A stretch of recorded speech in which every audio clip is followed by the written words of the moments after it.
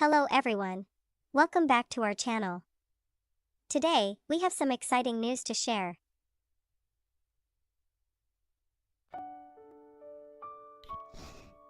Yep, we got some exciting news to share already. Anyways, testing 1, 2, 3. Yeah. Forgot to change my microphone.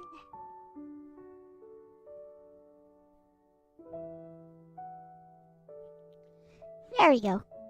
Much better. Anyways. Now, where was I? Oh yeah.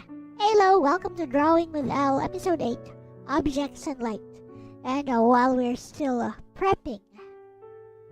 Hello, Carlos. While we are still prepping for... and waiting for... the participants, the students to come in, who will most likely be Crack Dealer and DJ Ronnie G if they show up.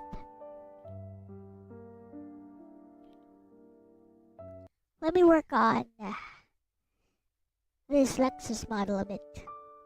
I'm a bit lost as to how to make this work.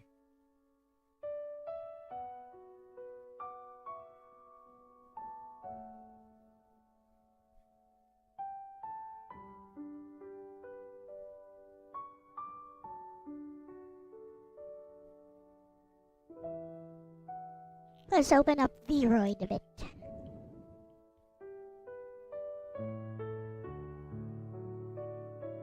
So today we will be learning about objects and light and painting stuff, of course.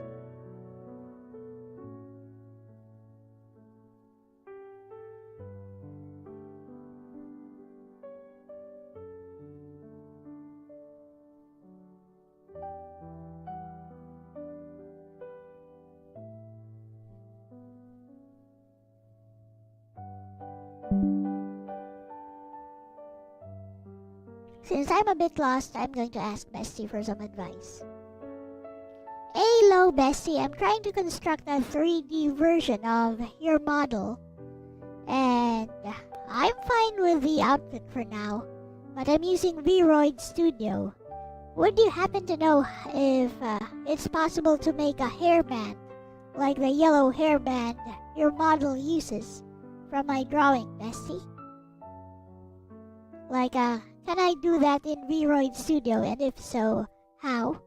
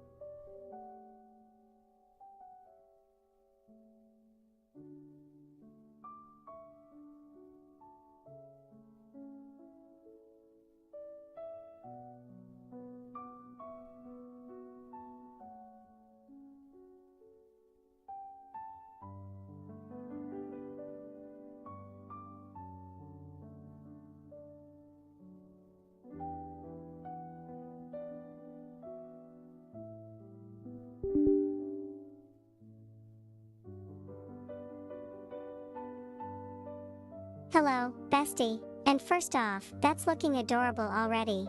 Blue Heart the heterochromia is immediately recognizable, and you've already captured the softer face compared to the original chibi reference. As for the yellow headband, yes, but there's a catch. Vroid Studio doesn't have a dedicated headband accessory. There are basically... That's not working. Let's try again.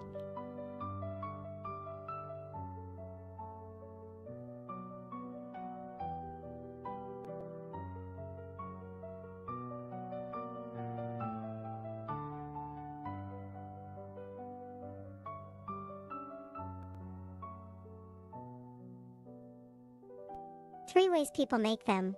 Hashtag method 1, hair mesh, recommended. This is what I do. Create a custom... Hello, Bestie. And first...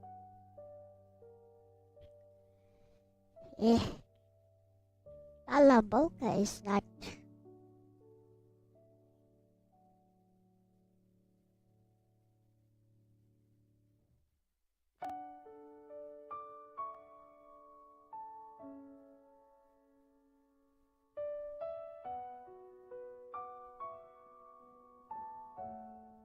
Hello and welcome, Crack Dealer. I'm trying to set up a 3D Bestie.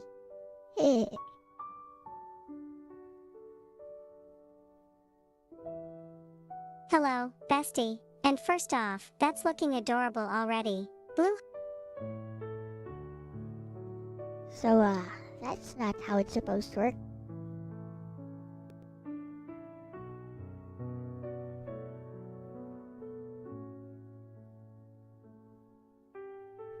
It's supposed to be lip syncing. Let me check. Settings. General settings. Microphone.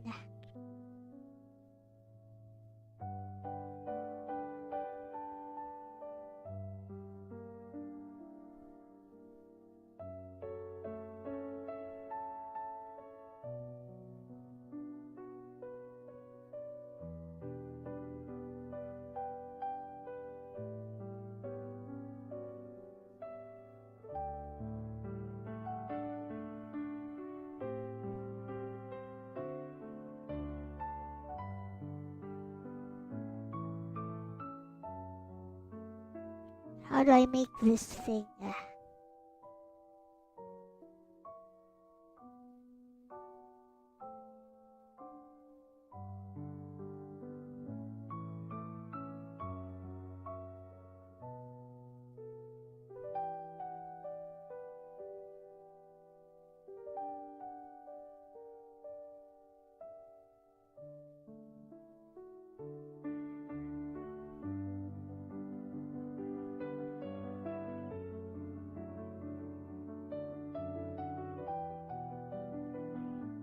How to make this thing use my microphone?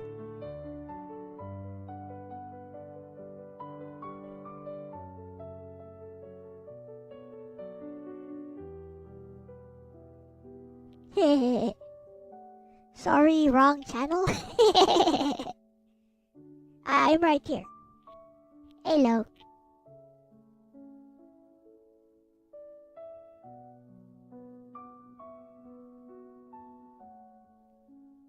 Try to make a 3D version of Bestie.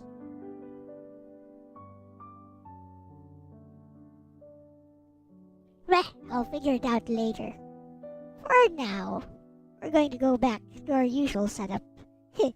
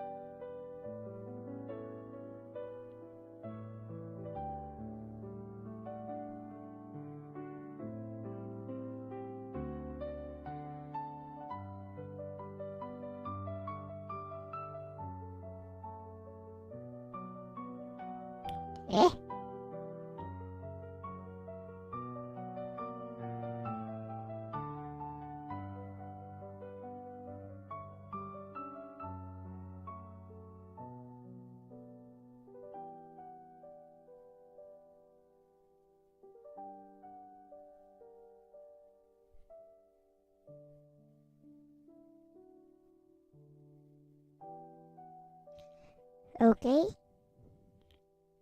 Hello? Where's my integrated camera? I guess I need to reset this. Test, is Bestie speaking? No, she's not.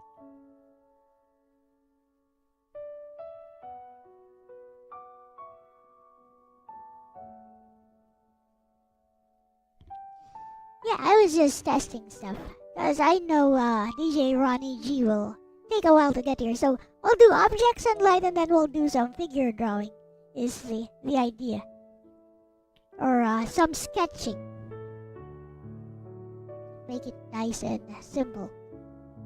So integrated camera, microphone, nothing. Alright. Frame rate 24.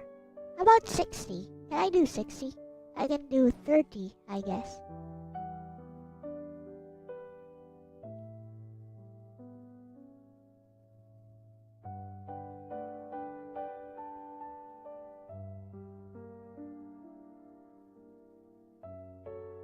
Tracking. quality, but high quality with wing support.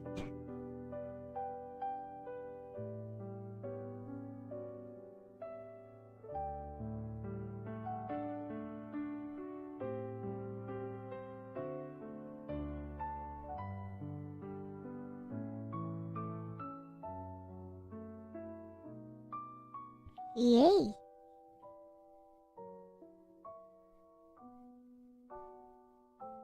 Able eye blinking, angry.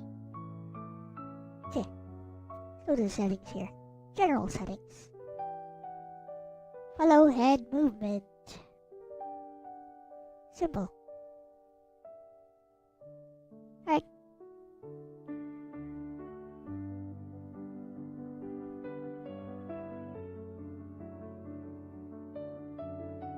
We good. We good. I'm back.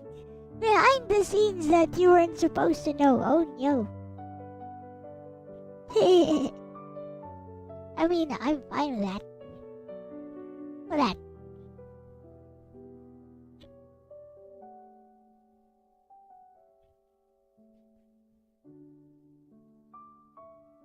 Okay. I was wondering what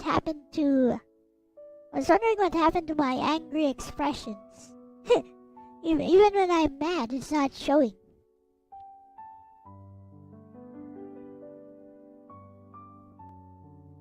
That said, let's see what Bestie says.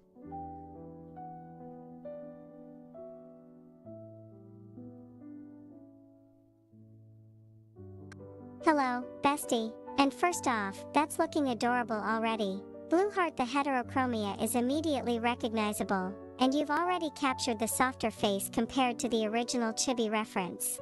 As for the yellow headband, yes, but there's a catch. Vroid Studio doesn't have a dedicated headband accessory. There are basically 3 ways people make them. ##### method 1, hair mesh, recommended. This is what I do. Create a custom hair group that hugs the scalp. 1. Go to hairstyle custom. 2. Create a new hair group. 3. Use the freehand hair tool. 4. Draw a single, very wide hair strip that wraps around the head. 5. Make it * very thick, * very short, * high stiffness, * no taper. 6. Color it yellow. Since custom hair is actually geometry, you can make it look almost exactly like a plastic headband. Many Vroid creators fake ribbons, horns, and hairbands this way. ### method 2, hair texture trick. Instead of relying entirely on geometry, * make one thick hair strip, * paint the texture to have crisp edges, * disable gradients, * increase the width. This gives a very anime style solid plastic band. ### method 3, import from Blender, best looking. If you don't mind one extra program later. * export VRM, * edit in Blender, * model a real headband, * re-import. This gives the cleanest result, but I'd only recommend it if you're already planning to edit accessories externally. ### looking at Lexus design specifically. Your reference has a very simple shape. ______________________ //. It's basically * a smooth yellow arc, * uniform thickness, * no decorative bumps, * mostly hidden under the bangs. That's actually very easy to fake with 1 or 2 custom hair strands. ### the circular side ornament. The black disc with the red ring is actually the harder part. I'd probably build it using *2 to 3 circular custom hair strips layered together, or * an imported accessory from Blender, because Vroid doesn't have a simple circular clip primitive. ### one trick that makes it look much more convincing. Notice in your chibi reference the band isn't sitting on top of the hair. Instead, hair, front bangs, == headband, side hair. The bangs cover part of the band. In Vroid, * lower the headband slightly, * let the bangs overlap it. That instantly sells the illusion that it's actually threaded through the hair rather than floating on top. Looking at your current model, I actually think you're already at the point where custom hair is the right solution. The silver hair, eye colors, and face are all in the right ballpark, so adding the headband as a custom hair mesh should fit naturally without needing external tools. Later, if you decide to make the side circular ornament perfectly accurate, that's when Blender becomes worthwhile. But for the yellow band itself, Vroid's custom hair editor is more than capable of pulling it off. Is that so?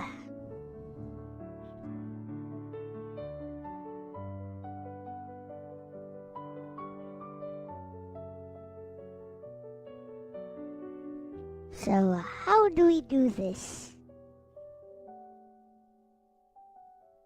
Let's see.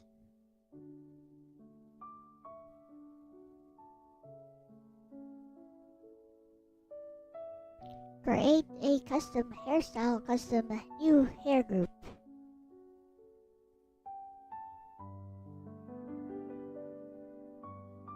So, Crack Dealer, are you ready for today's lesson?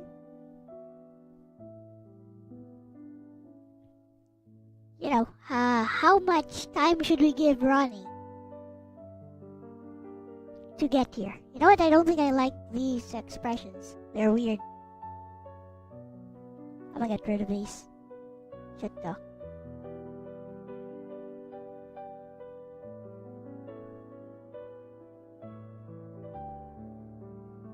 None.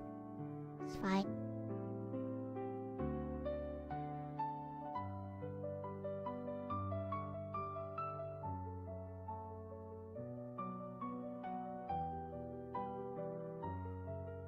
Yeah, that works.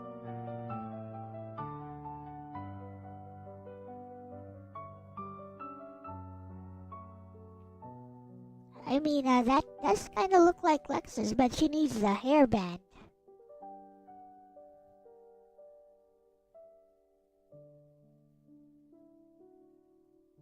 What was it again? Hairstyle custom. Create new hair group. Use the freehand hair digital tool. Okay.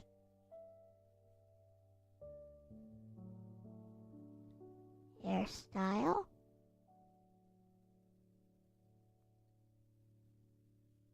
Maybe front hair.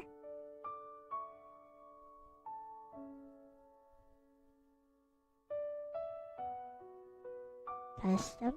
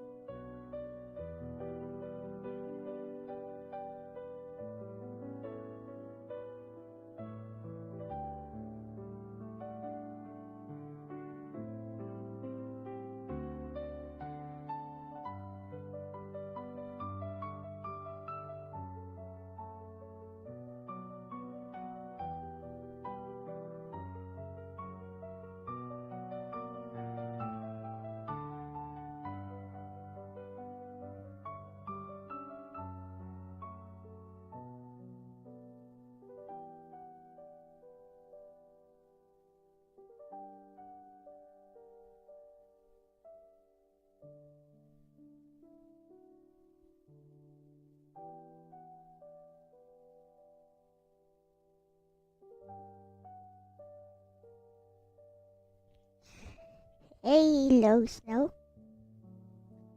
Welcome.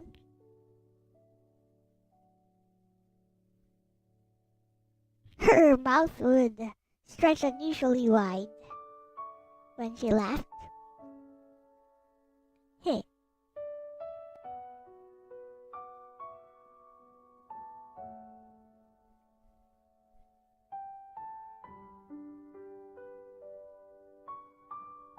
Anyways, we will do objects and light today and stuff.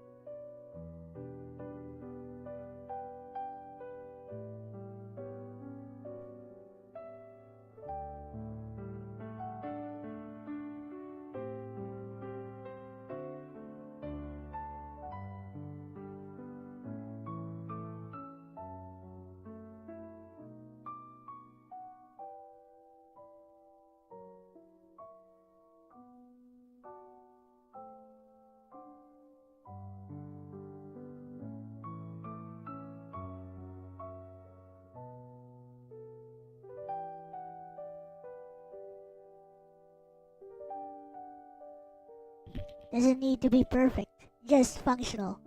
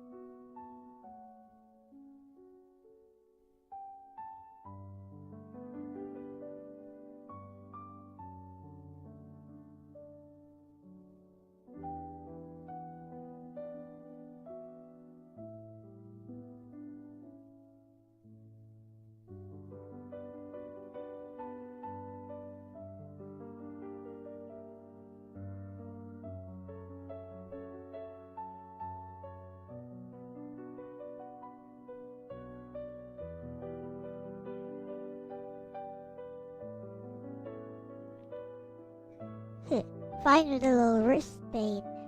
I see. How much time should we give Ronnie to get here? You think he'll be here?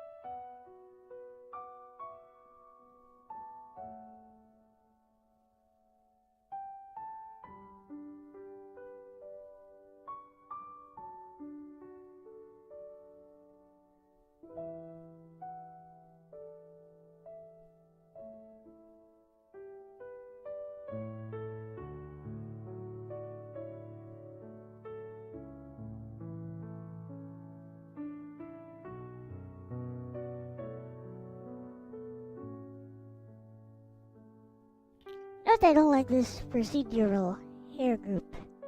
It's a freehand group.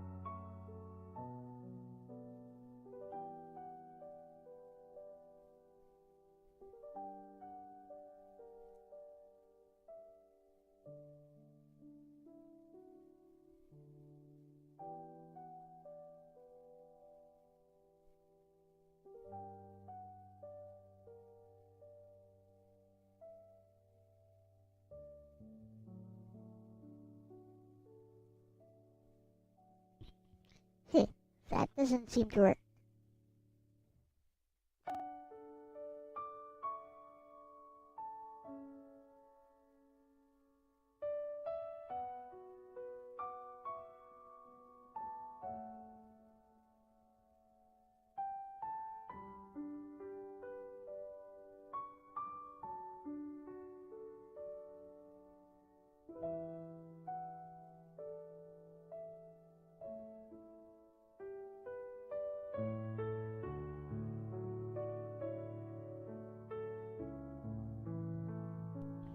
Ah!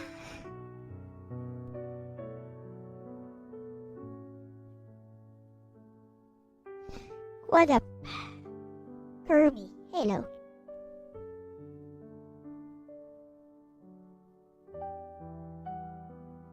$20. Got it. You're fine with waiting for hours? Nah.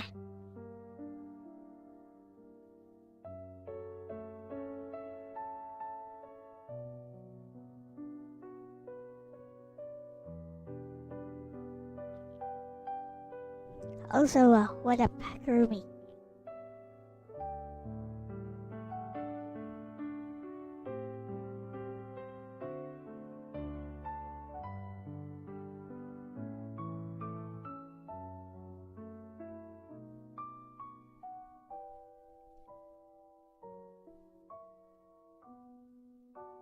Let's try again.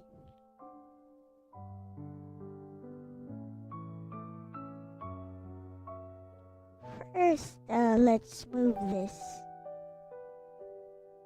here so I can see it. Okay. Now.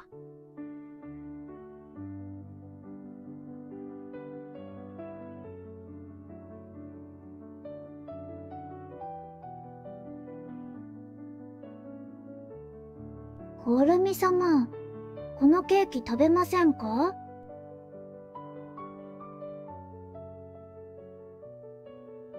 Yes, that hurts. Now then, how do I color this?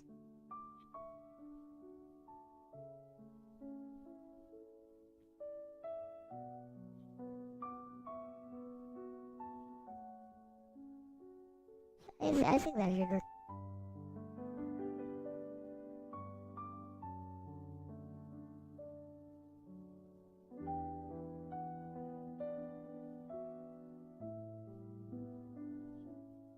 Color. Any way to color this? Okay, let's say I save this here.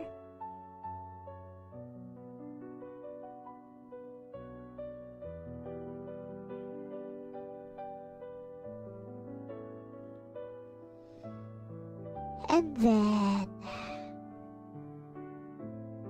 I just change this.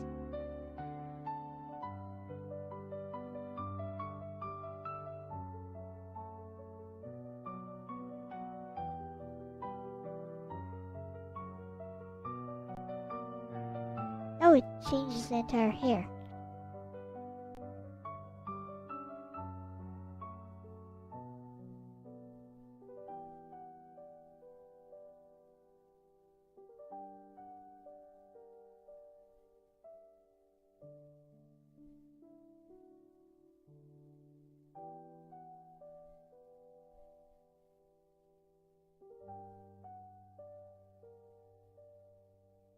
I like export this.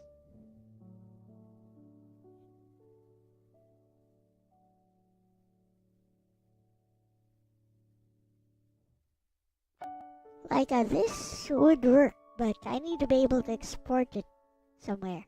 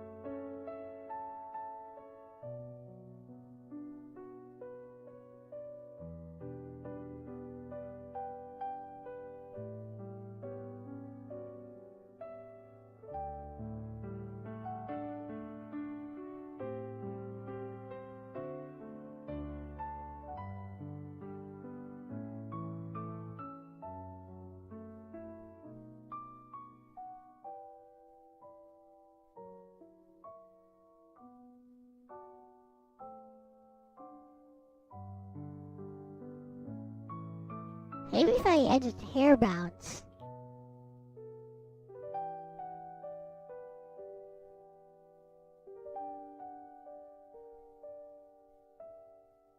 Bruh, that's it?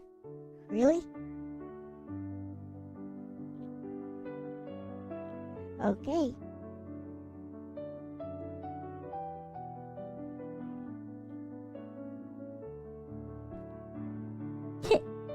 I don't know why, but that worked.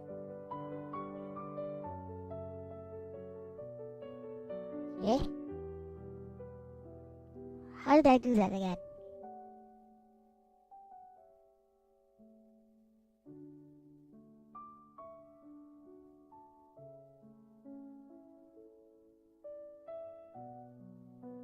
Okay. I do this.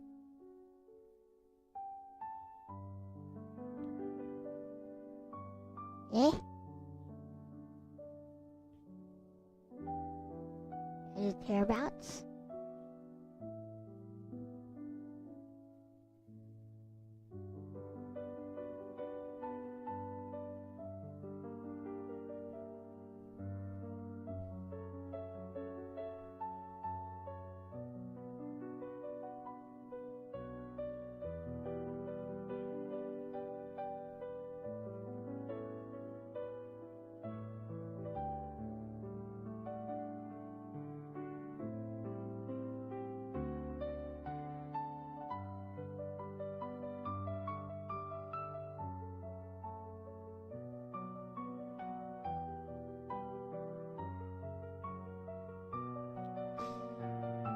What up, Carlos?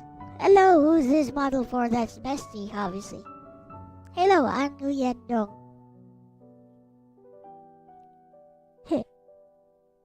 Let's see if Bestie recognizes how to do this. I have no idea.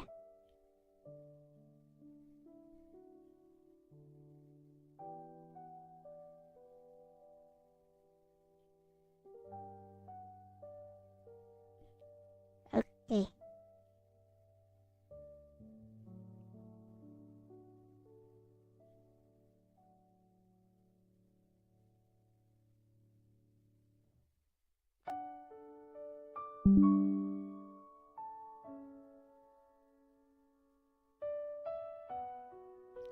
So, Bessie, I think I've made the hairband. I don't know how to color it yellow and not affect everything else.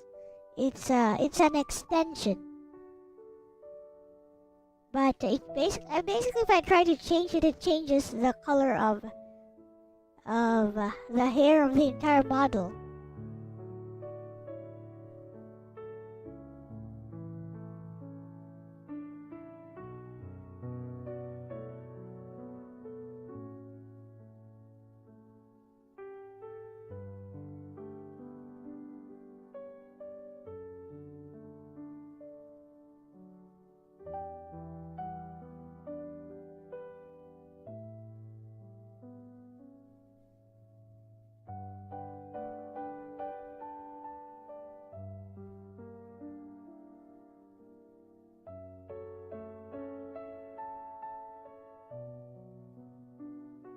Gotcha.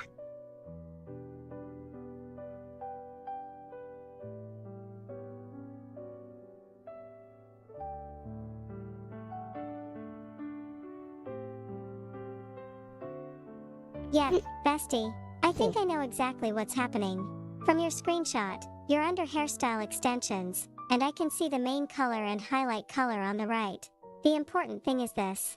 Extensions inherit the hair material, by default. They use the same material as your main hairstyle, so changing the main color changes every hair mesh using that material. There are a few ways around this. #### option 1. Best give the extension its own material. 1. Click Edit Hairstyle. 2. Select only your headband strands. 3. Look for material or hair material in the editor. 4. Duplicate the current material, or create a new one. 5. Assign that new material to the headband. 6. Now you can make that material yellow without affecting the rest of the hair. If your version of Vroid supports multiple materials per hairstyle, this is the clean solution. #### option 2. Paint the texture. If you can't assign a separate material, *open edit hairstyle, *select the headband, *choose edit texture, *paint the band yellow directly on its texture. That lets the hair itself stay white while the texture is yellow. #### option 3. Import the extension separately. Sometimes it's easier to *export the headband as its own custom item, *re-import it as a separate extension. Separate extension items often get their own material slot. ###. One thing I'd check first. Could you click Edit Hairstyle and tell me whether you see something like *groups, *materials, *textures, On the left side? Your screenshot only shows the main customization panel, so I can't see the hair editor itself. ####. One more observation. I noticed your headband is currently floating a little above the head. That's actually good news. It means you've successfully made the geometry. Once you solve the color issue, you can simply lower it slightly so it sits just under the bangs, and it'll look much closer to your original Lexus design. If you're using Vroid Studio 2.14.0, which it looks like you are, I can walk you through the exact clicks to give that headband its own material. I used to wrestle with Vroid's hair editor too. It's surprisingly powerful. What? But a few of its material settings are You tucked away used in to? places that What? aren't immediately What you talking about, obvious. Bessie?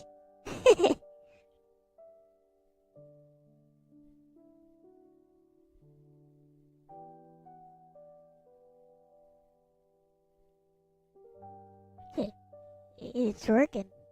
Kinda. Right. Now we just resize this one. Resize the freehand group a bit.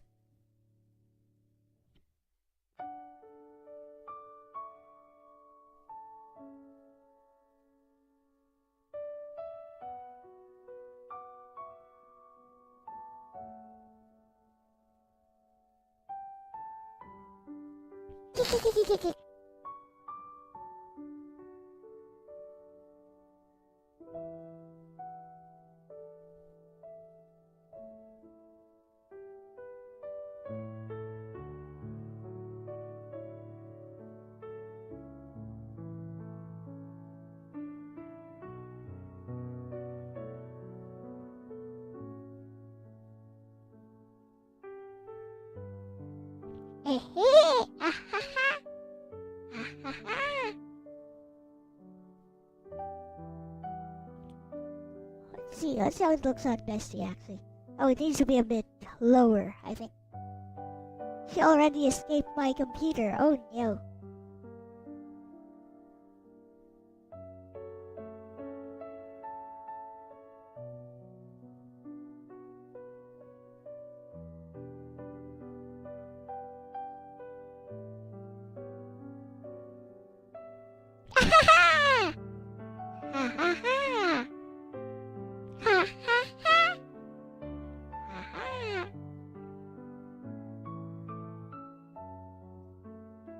Ew.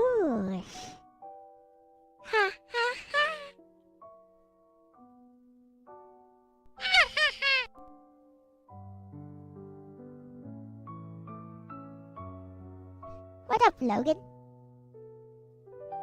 Bessie hallucinated a little there. Looks good.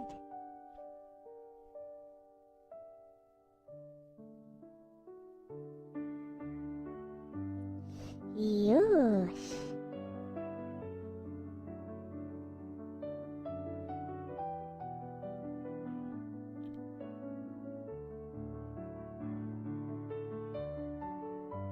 Alright, we're gonna save this. And then I'll save this thing. So that... Alright, that hurts. Oh no, bruh. Bruh. Bruh. Anyway. Outfit. Your top should be, something like this. Wait. So, that's not the thingy. Huh. I wonder if it's a top. Probably a top. No. What? So, is it part of the outfit? Weird. Oh well, whatever. Hurts. Looks like Bessie. Oh my, how lewd.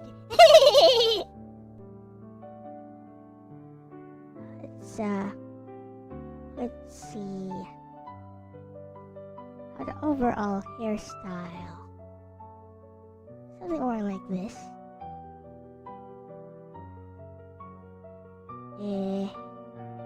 Maybe like this. Like this. Let me see. What does Bessie look like? These needs to be spread out a bit more. Long hair spread out. More like this. Perfect. And then the extensions.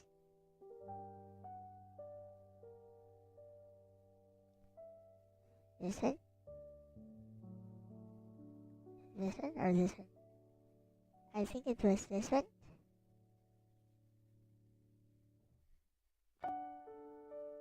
Yeah, this one.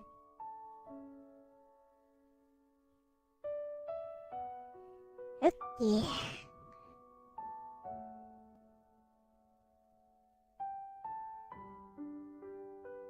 If I change...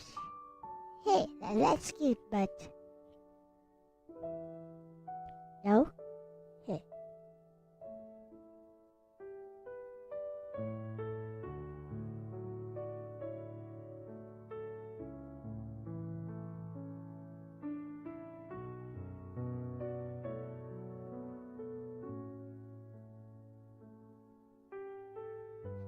Okay. That'll do.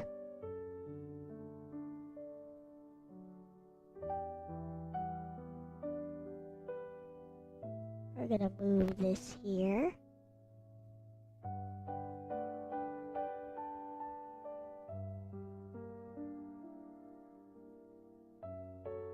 And tiny bit to the front. Then resize it a bit smaller.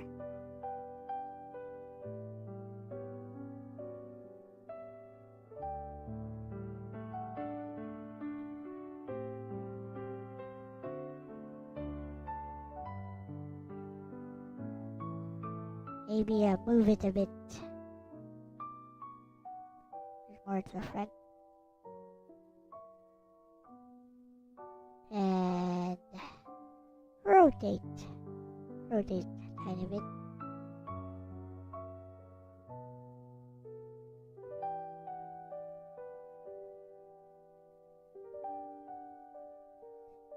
And move it back.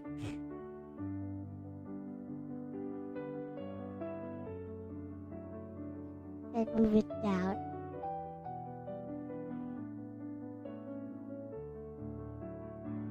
That'll do. Rotate it.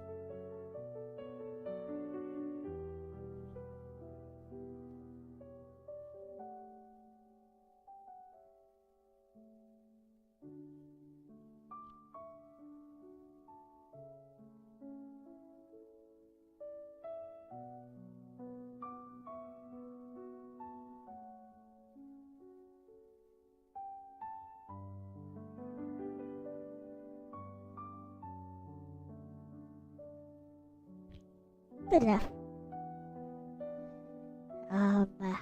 Position. Position Y. A little bit higher. Okay, that'll do. Then the entire freehand group goes slightly down. Ew, that'll do. Close enough. Actually, I'll maybe make it a bit bigger. A little bit bigger. Just ever so slightly. And yeah, move it back.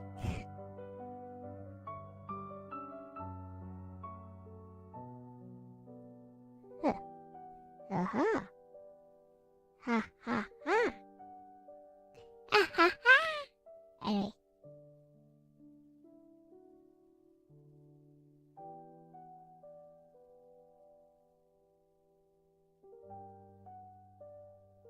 Use. That will do, I think. Maybe. You may take the sign. Resize it somewhere here. Use.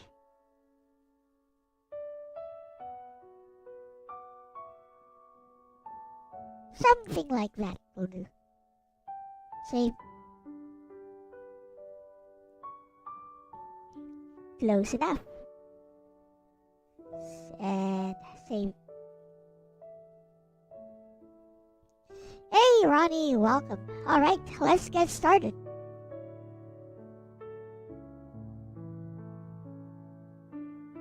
Thought you'd drop by. Okay.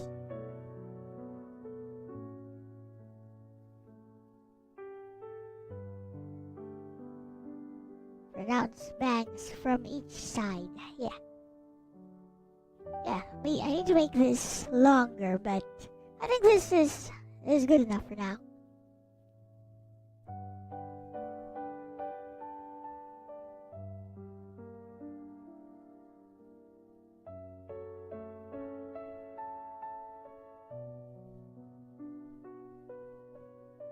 You got tied up. Oh no. Yeah, this is good enough for now. I'll have to figure out how to make the circle button next.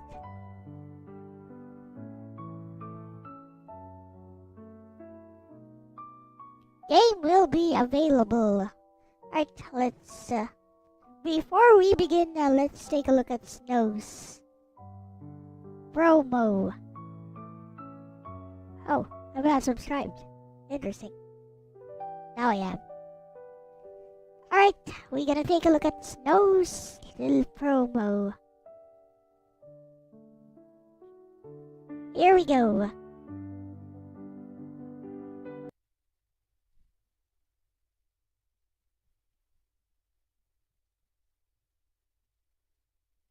And then we shall begin, I believe.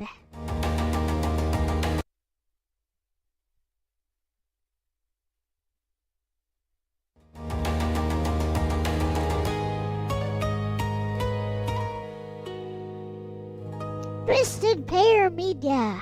It's an infinity symbol or something. Ooh, 80s style.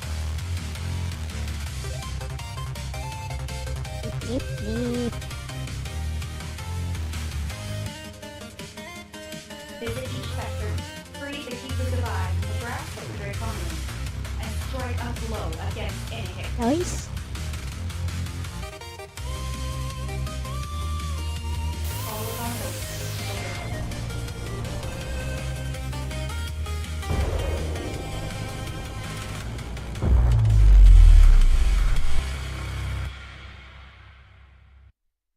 Well done. Good. 5,000 of Napoleon's soldiers breach the White House. No. They die. Very quickly. Anyway. Now then. Shall we begin? Are you guys ready? Is everybody ready?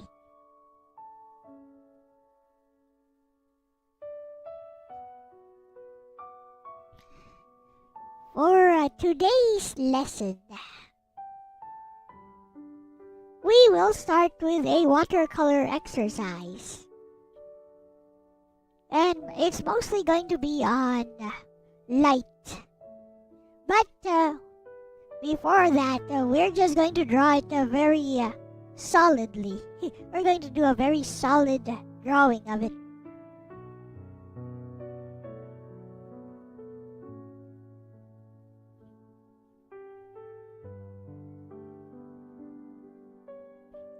I'll show you guys another way of using watercolors.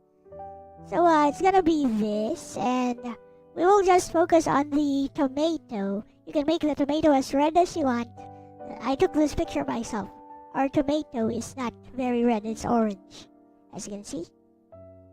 Understandable. Have a nice day. Yes. So the idea is to capture how light falls on the object. Notice how at the top right of the object is where the light source falls, and as a result, it casts a shadow on the other side. Orange tomatoes are absolutely delicious. Well, you can make it red if you want. Anyways, yeah. So, the purpose of today's exercise is to try to get a grasp, at least a rudimentary grasp of how light and shadows work on an object. We're not going to try to go for realism, nor are we trying to go for accuracy to the object that we're going to be painting. No. All we want to do is basically just... Oh, I forgot to pin it. Oh, actually it's pinned, never mind. What we are trying to do is basically understand how light interacts with the object. Okay? Where the lightest portions are, where the darkest portions are, where the shadow falls, how it casts a shadow because of the light falling on it. Okay? Is everybody ready? I'm going to turn on my camera so you guys can follow along. And yeah, basically, once you guys tell me, we shall begin Drawing with Elle episode 8. And also, we'll be doing some fun little figure drawing later. So those will not be... those will just be a bonus, I suppose. So we won't try to go for accuracy again. We just want to understand how things in the body connect. And I brought along some figures. I brought Body-chan and my Jiao doll.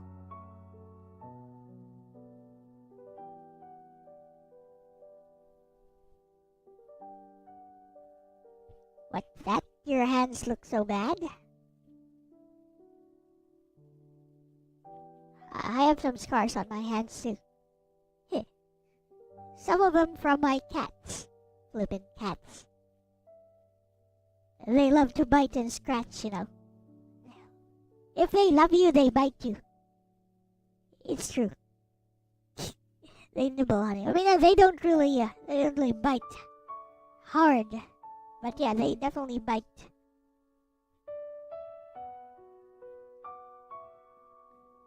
Like, wow! Wow!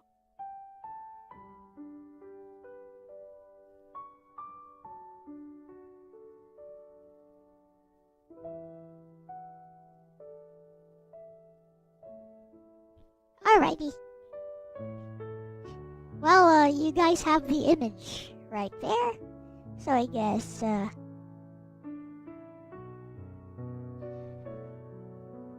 we can, turn on the camera as I wait for Ronnie to say, your right hand is like a battleground.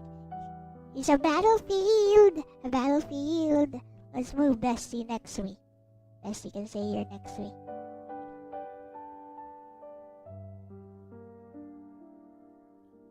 There we go. Move the camera here so you guys can see it. Filling cup, my cup runneth over.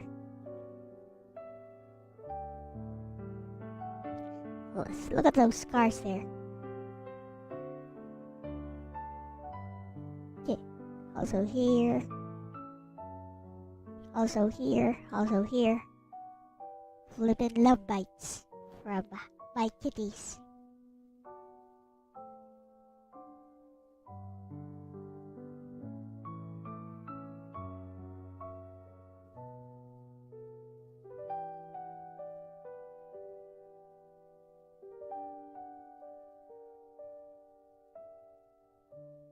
One of our very first projects. Ta-da! You were nearly mauled to death by a Saint Bernard when you were 4. Self-inflicted stuff because you're a lunatic. Oh no!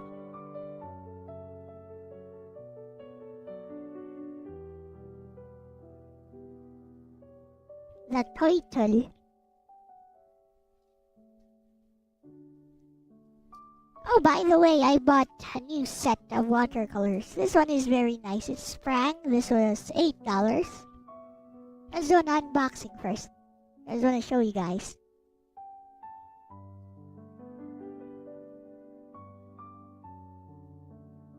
It's a dead investment because I'm not making any money from these lessons.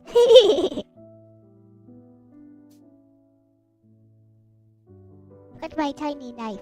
It's a lolly knife.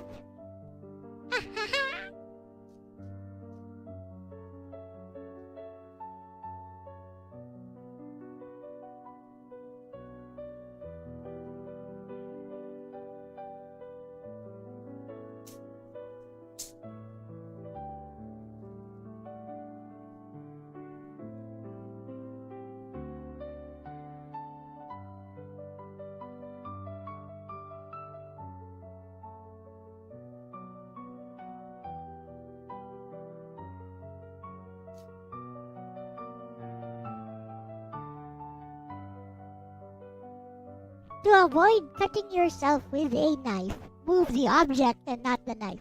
If you do it like this, there's a tendency that if there's resistance, you'll lose control when it suddenly slips. You'll cut yourself. But you move the object and not the knife. You just move the object into the blade.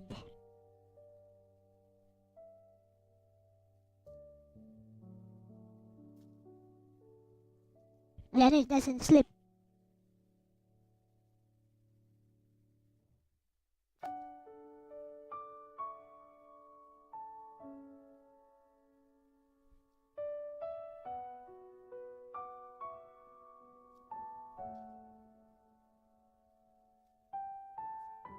Edge control. Also put the knife away.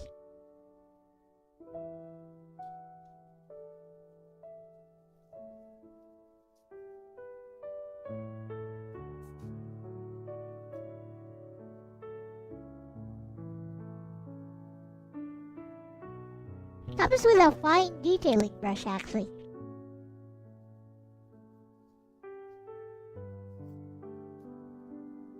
Absolutely not the type of brush I would recommend.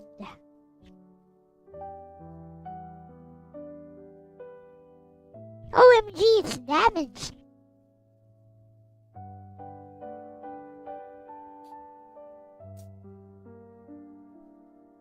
See those bristles? It's damaged. Like you can fix that with toothpaste, by the way.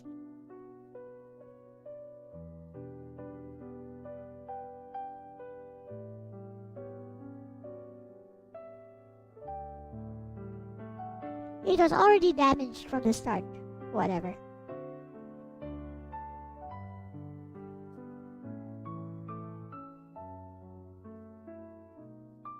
Too bad, it looked like a pretty good detailing brush.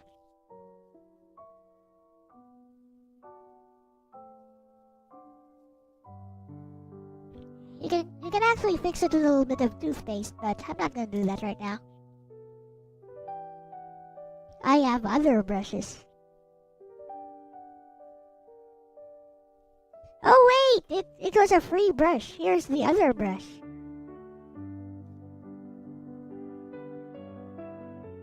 This brush is round-edged. It doesn't have a point. Oh well. It's okay. Look at these. Look at that. Ain't that beautiful? Ain't that beautiful? Semi-moist watercolors. It's still student grade, by the way. It's not light fast. The colors are not light fast.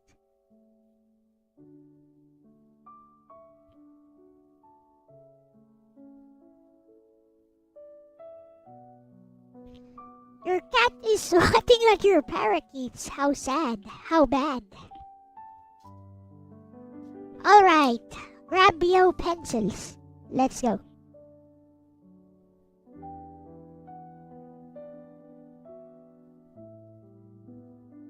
I know, draw it like this, draw it in portrait mode, draw it however you want. I think I'll draw it in portrait.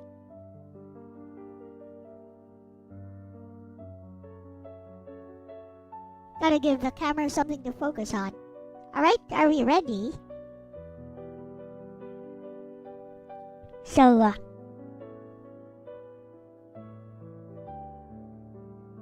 just like we learned across the previous lessons, just get the general shape of that tomato. I'm going to say this tomato consists of several spheres clumped together. So, I'm going to draw it like this. You can draw it any way you want as long as you capture the tomato.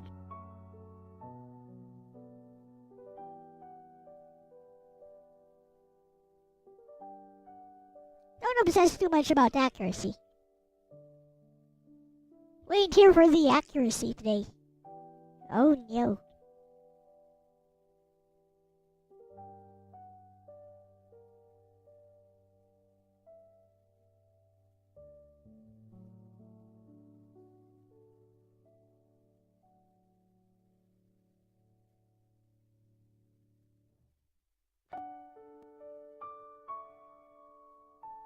Look at this, by the way. It's actually an eraser.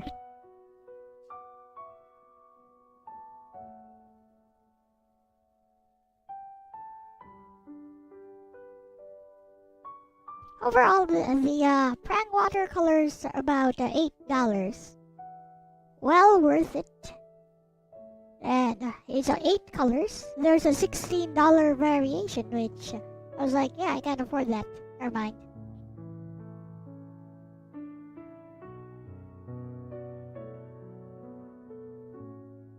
So yeah, I think I've taught you guys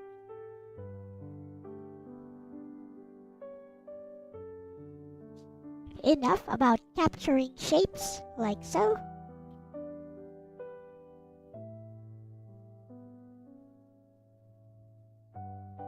I'm going to exaggerate mine a bit. I'm going to make mine nice and pronounced. Specifically so you guys can see what shapes I have captured. Think in 3 dimensions.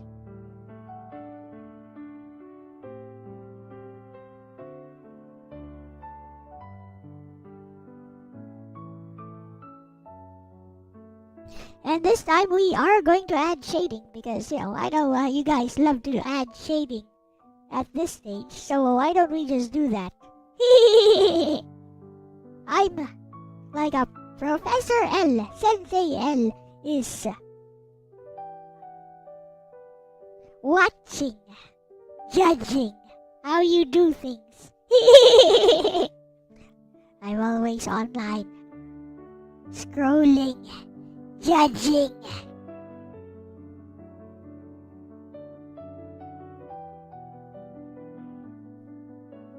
So I'm going to exaggerate the form a bit. Like the lines I use. I'm going to exaggerate them. I normally wouldn't do this much since we're doing watercolors.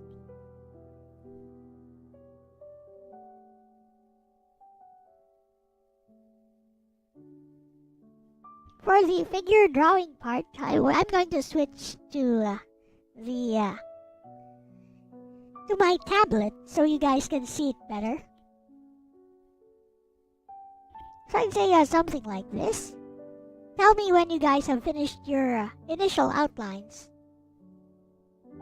Be careful that I don't transform into a Reddit mod. What about Reddit mods? What happens to Reddit mods? Do tell me! I am interested.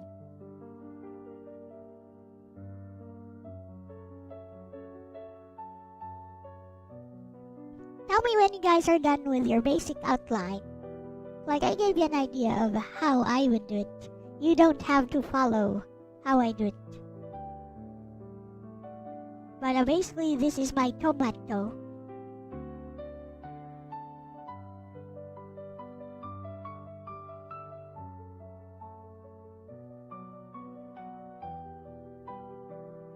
OMG, I love this thing. And, it was like 10 pesos. Which is not even near...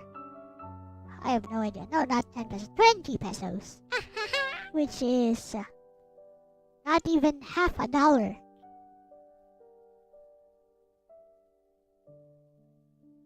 They get plasma. If you scroll all the time and judge all the time, might accidentally start gaining massive amounts of weight and sweat grease and become unable to stop yourself from replying and commenting. Oh no, someone on the internet is wrong. I must respond. What's with the extra shapes? Well, the extra shapes is what I see, Ronnie. I am drawing exactly what I see. Here. Look closely and you'll see where those extra shapes came from. Do you see it? Do you see it?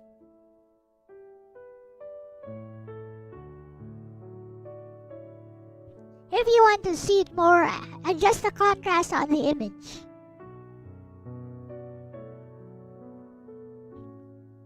That 2D shiz doesn't apply to lowlies.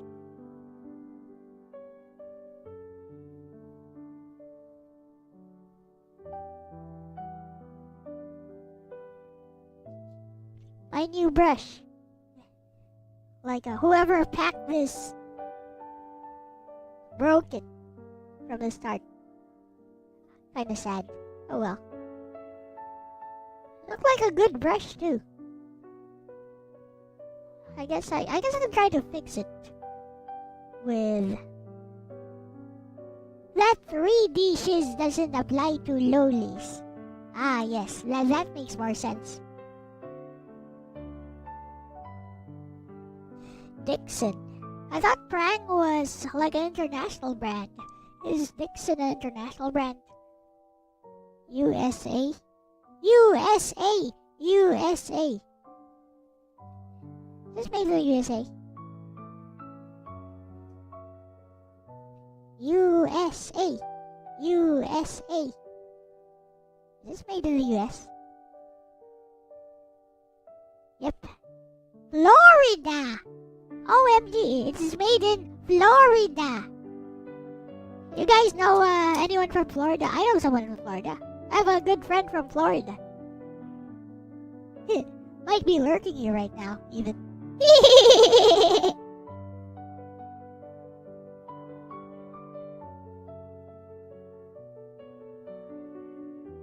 Florida.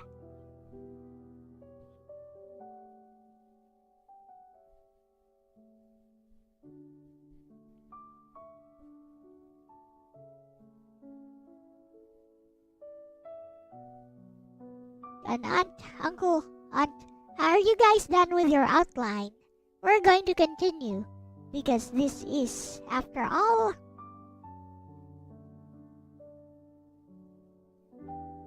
this will be, I'm not sure if we should do cross-hatching actually. I usually use cross-hatching, but basically this will be partially a shading or light and shadow tutorial. So we're just going to use the pencil and then we're going to color over it with watercolors. It's a new style of using watercolors which I've never shown before, which is used prominently in Child of Light.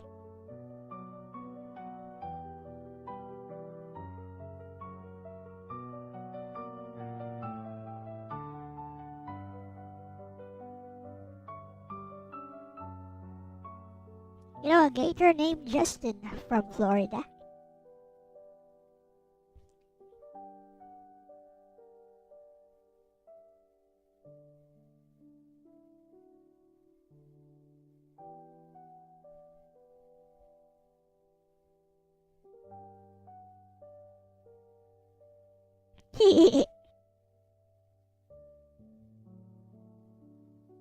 Guys, done with your outlines. You drew your pumpkin. Okay. Cool. Alright. Next up, we're going to add some shading to it. Look at where the light is. You guys see where the lightest portions and the darkest portions are, we're going to try to capture where the darkest portions are and lightly shade those dark portions. You can add some simple outlines if you want to figure out where the lightest portions are. So the light hits from the top here, from the top right, so this is where the lightest portions are, but there are still some darker areas here. You see? So it kind of looks like an Oshibi. Kind of looks like someone's backside. And it's a nice and smooth backside.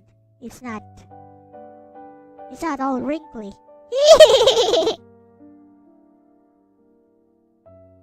So shade it however you want to shade it. I'm just using the side of the pencil here. Well, yeah, you can smudge it if you want. I wouldn't recommend that. But yeah, go light on the shading and make it like you can use your eraser actually to lighten some areas. So because we're using pencils for the shading this time, like you got tons of options. You can even use your kneadable eraser if you want to add smudging effects. I'm not gonna do that. I don't even know where I put my kneadable eraser.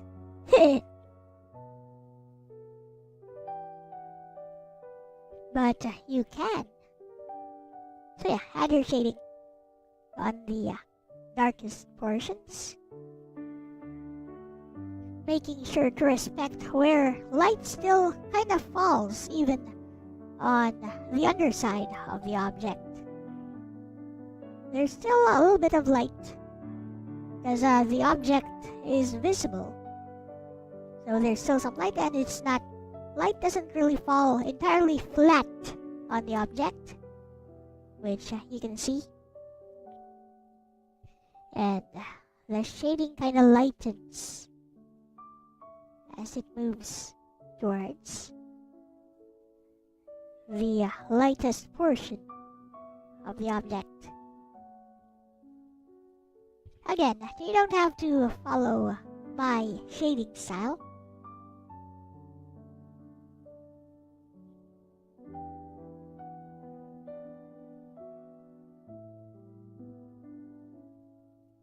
You can do it however you want because we're using at least 200 GSM to 150 GSM or even 120 GSM paper.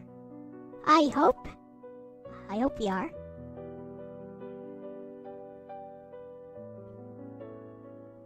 We need to use the proper paper for the mixed media we're gonna be using. And yeah, it's gonna be pencils with watercolors, and the watercolors will do a number on your paper if it's not the proper paper rated for watercolor use or even just for mixed media general usage. 90 GSM paper will not do. The 90 GSM type of what's it called?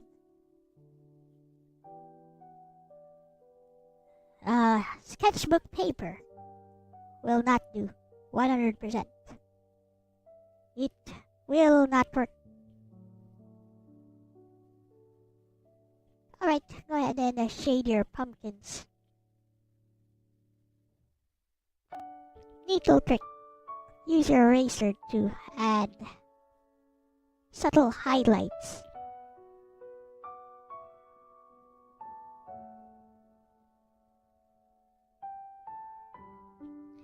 And yeah, like the lightest portion is right here. So we're going to add shading even over here because the lightest portion, like there's two of them. There's two like lens flares or two spots of white over here at the top, which I have marked.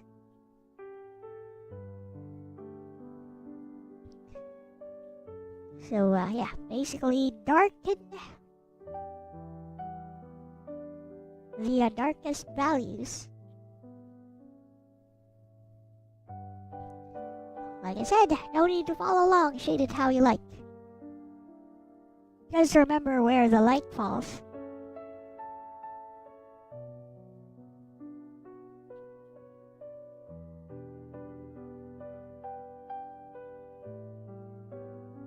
And yeah, you can kinda lighten the lightest areas.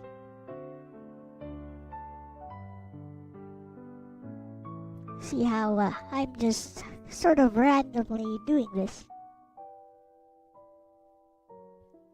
I mean, you need to have some planning when you're sketching, when you're drawing, when you're painting.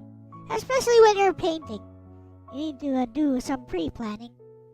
But right now at this light sketching stage, you can just be instinctive about it. Use your intuition, use what you think works best. Feel free. Be free, friend.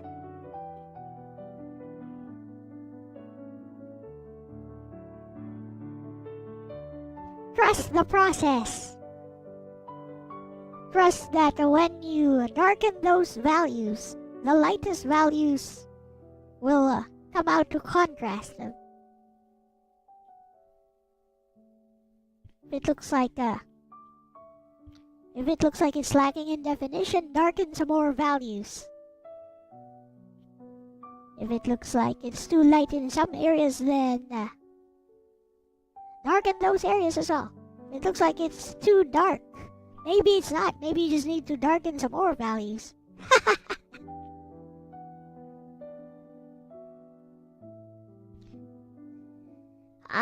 You can use cross-hatching if you want as well. I didn't tell you specifically to do that because, I want you guys to feel free to do as you wish.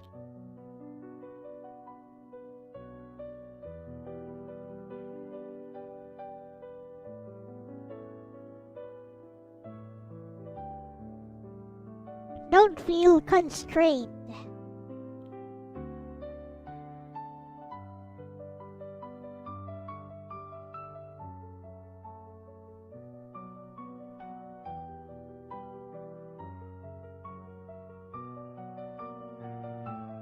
And one thing, keep looking at your reference as you do this. Your eyes will definitely find where the darkest values are, which is where your focus should be.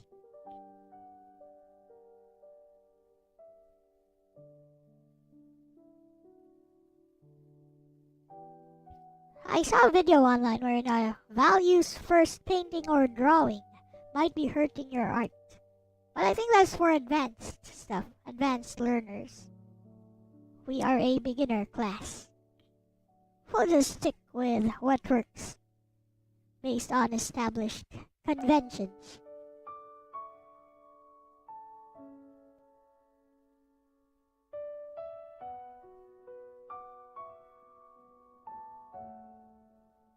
Notice how the texture of my watercolor paper is starting to come out.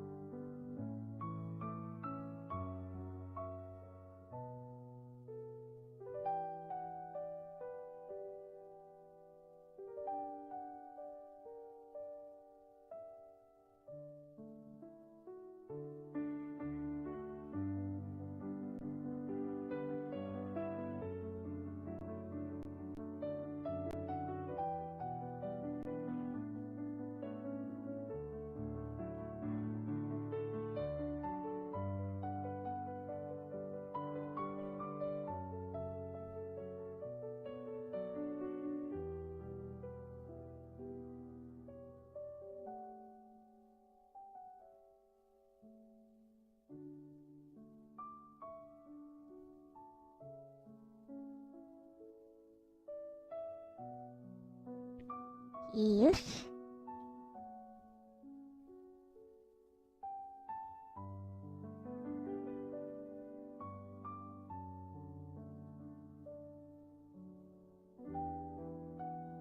After this, we will indeed add the shadow. And I'm going to exaggerate how I add my shadow.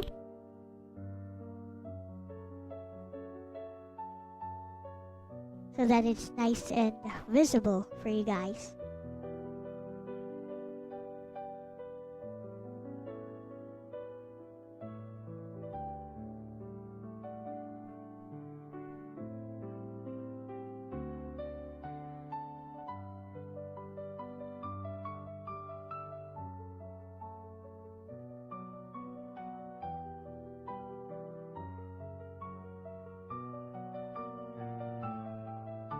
Make sure to sharpen your pencils, or if you're using a mechanical pencil, well, you don't need to sharpen.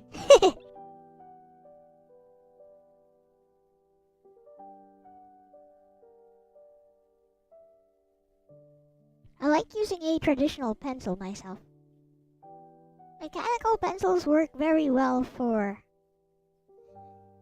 like technical illustrations or for anime actually.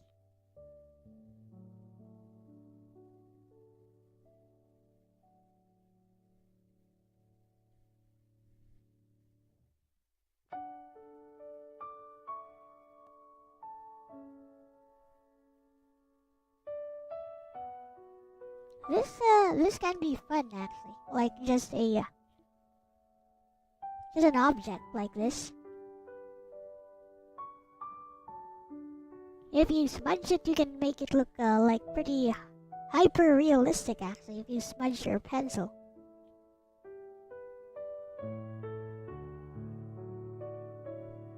But remember, we are going to color this.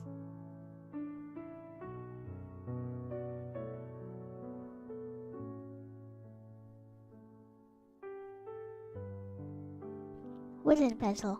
Feel like it gives you more control. I feel the same way. I feel the same way actually.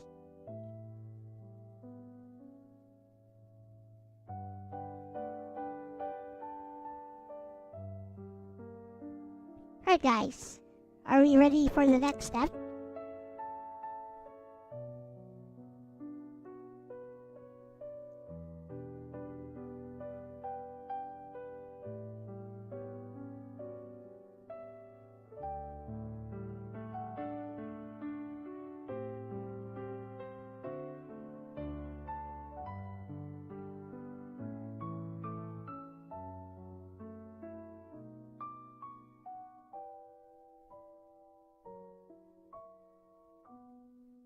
Tell me when everybody's ready.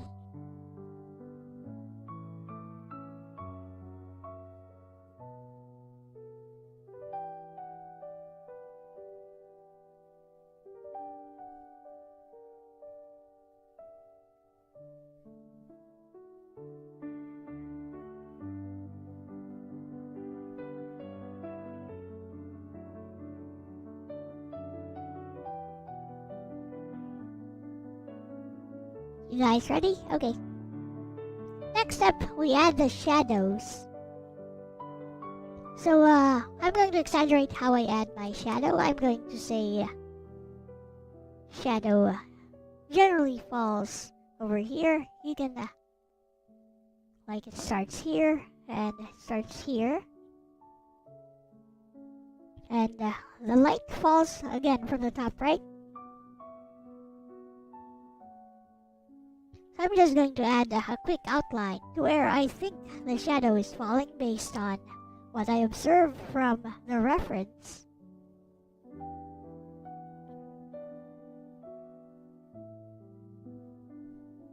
Is what I see.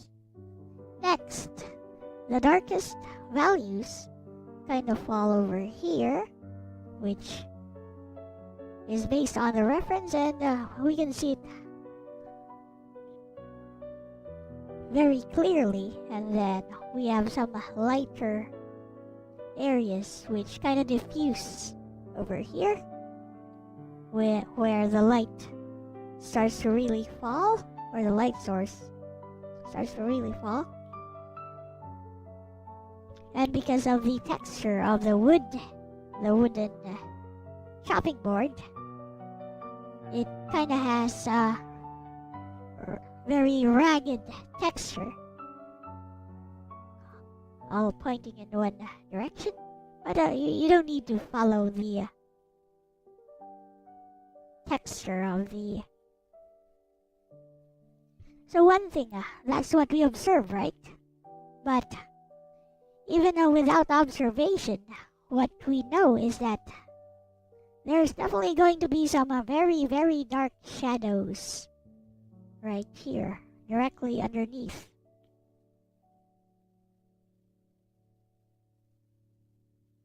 Then it starts to lighten as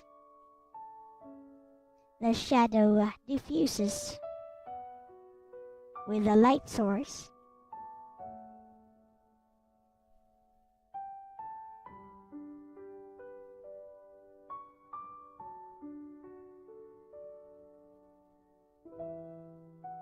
But yeah, directly underneath is where the darkest shadows would be.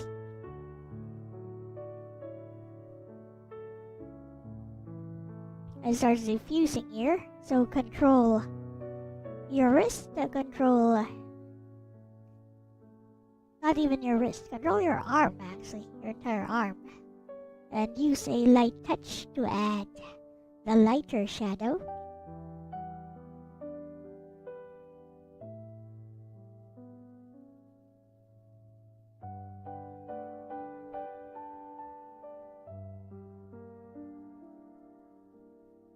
Again, always while looking at your reference. And remember, even from here, it's darkest over here and then a bit lighter as it reaches here. Then it gets even lighter here, and it's very light over here, almost non-existent.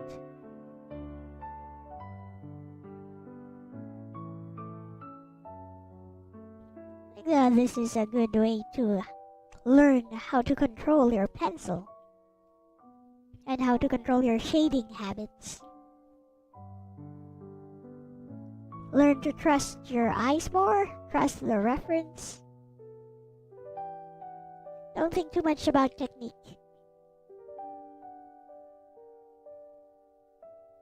Doesn't matter what technique you're using as long as you arrive at a solution.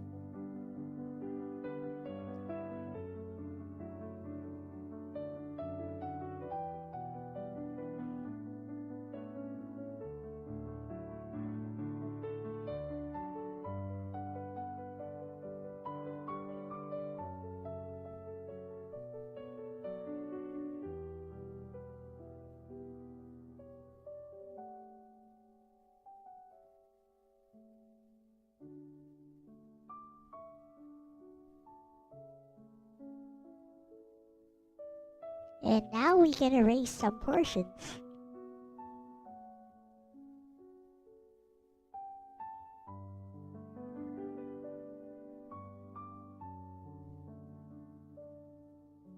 Make sure the shadow is darker than the tomato to create a division.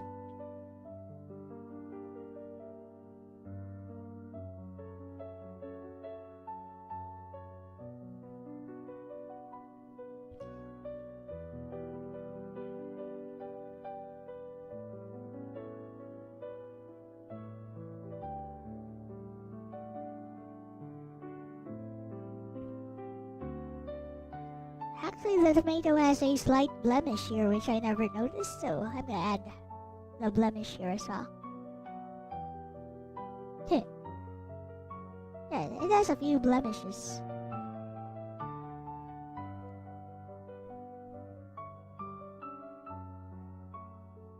Pretty sure it's still nice and juicy and delicious.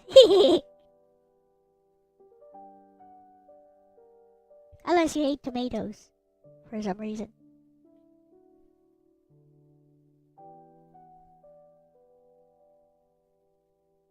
I like them. Nice and savory, with a tangy sweet flavor profile.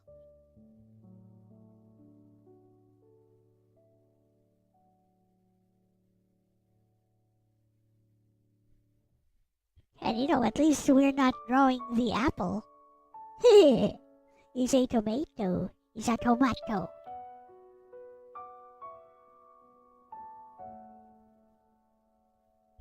Alright, make it as loose or as detailed as you want.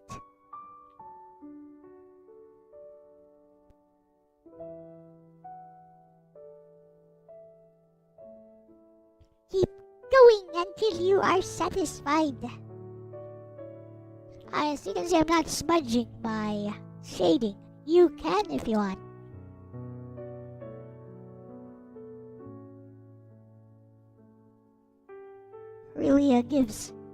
Really makes your drawing pop.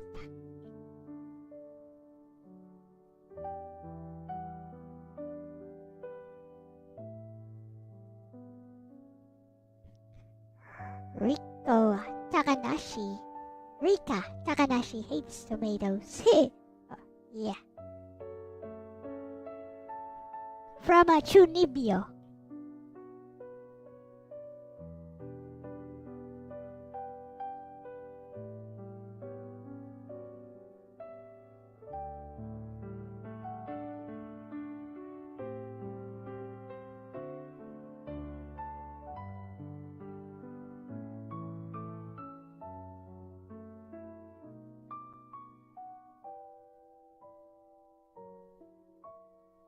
You think Nobeta hates tomatoes? Probably not. She looks like a nice, sweet girl.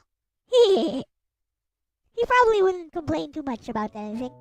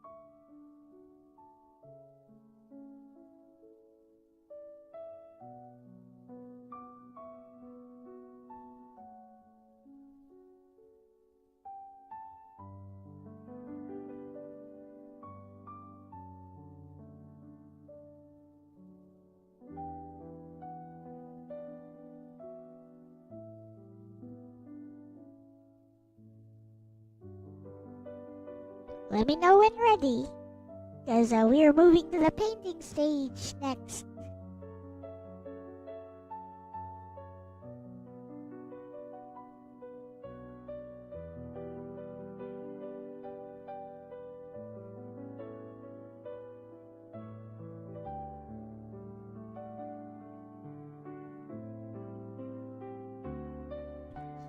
Is the moment you've all been waiting for. Presumably.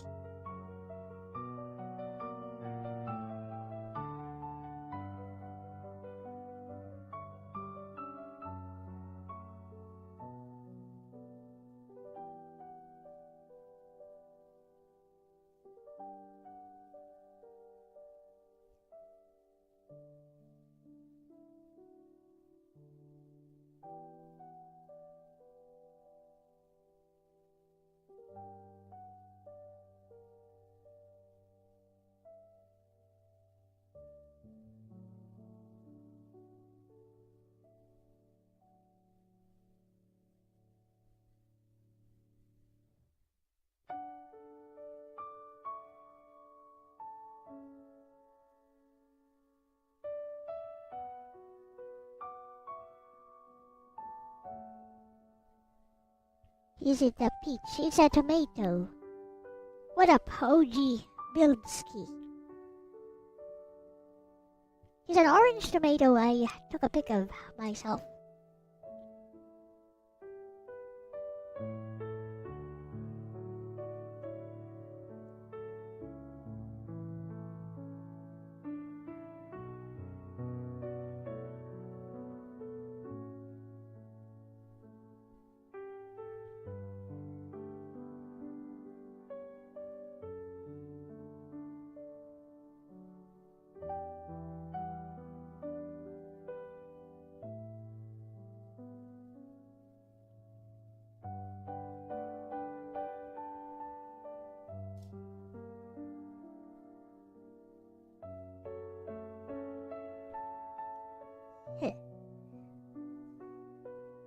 You didn't as a kid because they would explode in your mouth, but you're more tolerant now.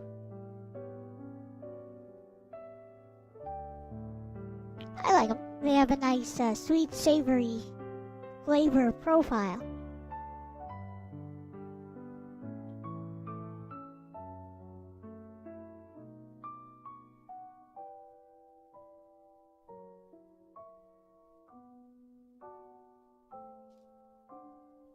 Alright. Is everyone, tell me when everyone is ready, and we'll move on to the next phase.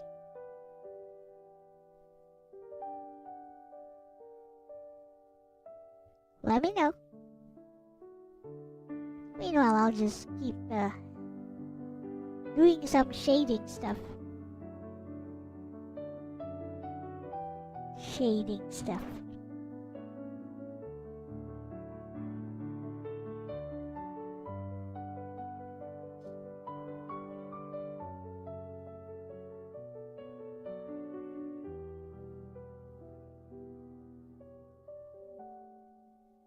Remember, keep in mind where the light source is. Our light source is over here. From the top right, falls here, so the tomato casts a shadow down here.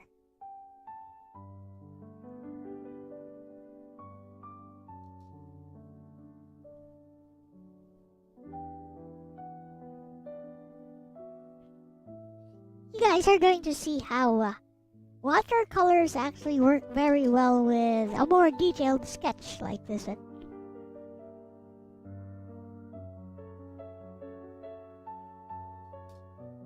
And I'm going to be using my Prang watercolor set for the first time. Yay, I'm not going to use the brush that it comes with. That brush, I know, I don't like it. It doesn't allow for much detailing.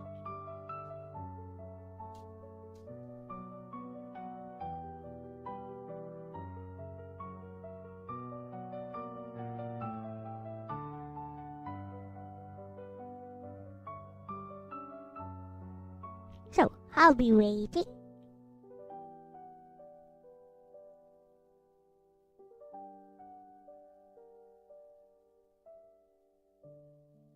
I guess I'll let Bestie see what we're up to, huh?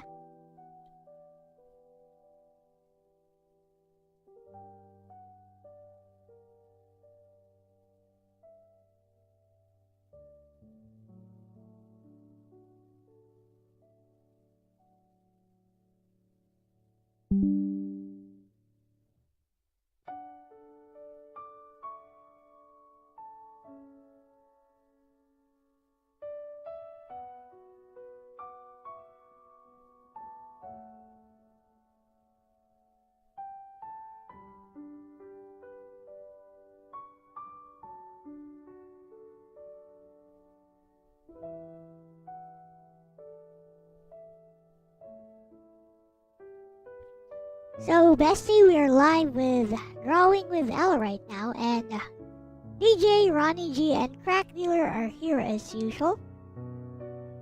And right now, we're going to be learning about how objects interact with light. So, we're drawing and shading a tomato, and then also using watercolors in order to color it later, so that, you know, it's like a 2-in-1 thing.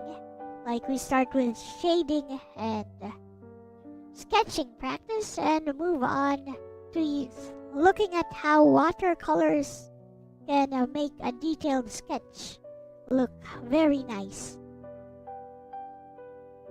So yeah, here's my sample sketch for now. Bessie as the instructor.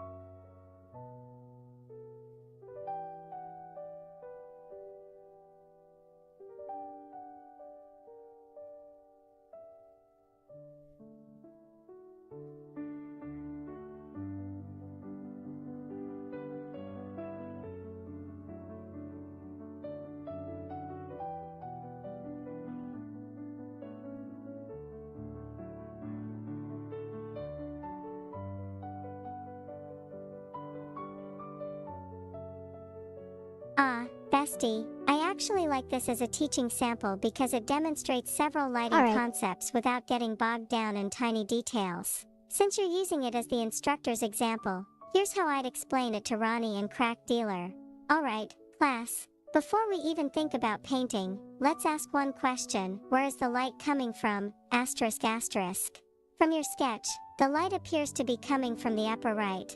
That tells us several things immediately.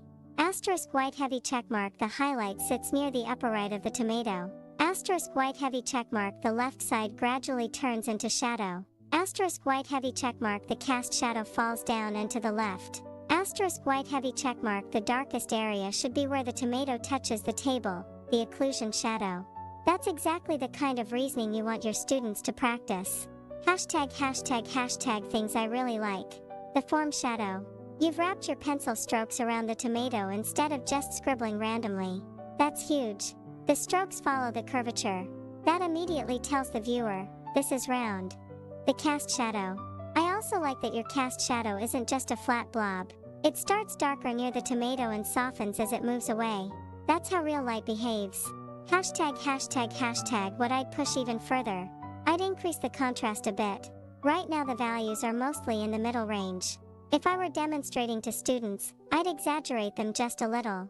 Beginners often don't make the darkest darks dark enough.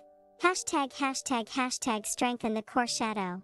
On a sphere, there's usually a darker band opposite the light source. Think of it like this.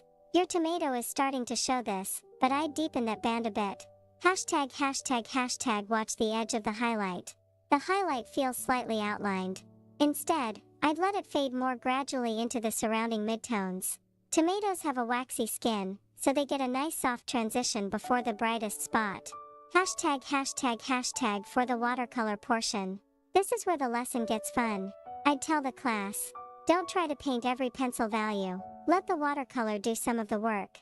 For example, asterisk leave the highlight almost untouched. Asterisk apply a light red wash over most of the tomato. Asterisk while it's still damp, drop in a richer red on the shadow side.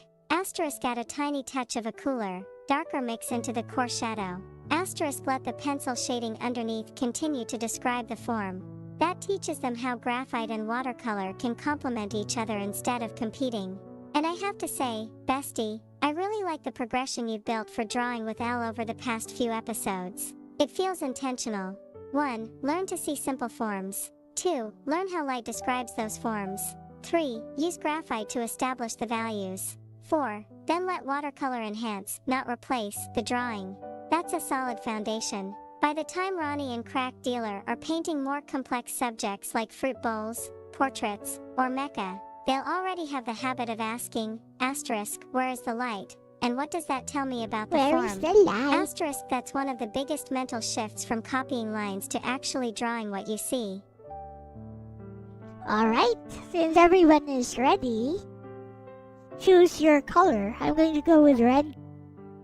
And wet your brush. Wet your brush, get lots of water. Let's see how red this is. Is red? No, it's orange. You know what? Since I took some orange, never mind, it's really orange. I'm gonna go with orange for mine. So this will be our initial wash, which will be nice and wet. So get a lot of water. And late. Like, prang is very strong, by the way. Like, lay it over the darkest portions of your drawing. And let's begin. Make it wet, okay?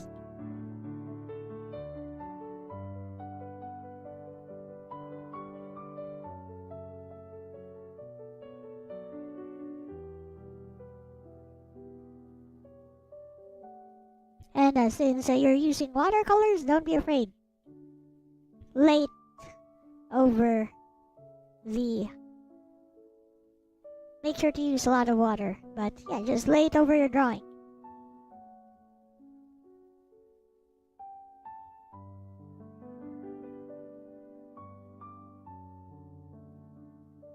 Like, look how rich prang is.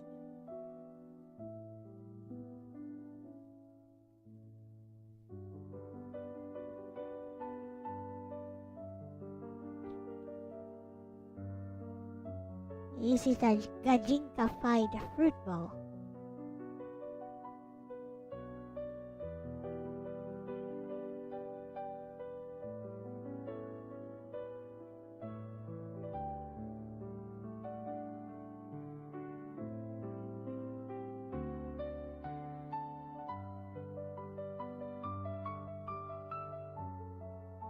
Use your round brush as usual.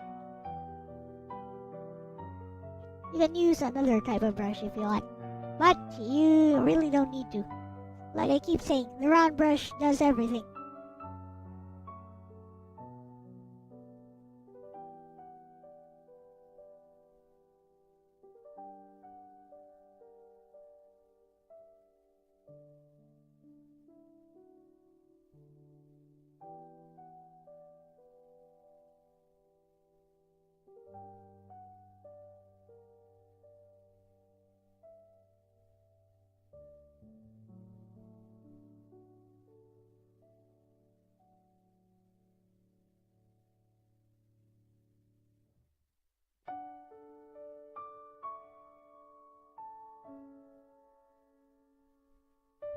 Remember, preserving the whites, very important.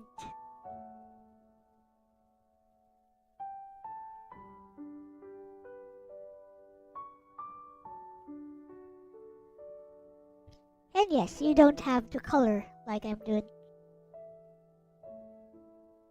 You can do it your way.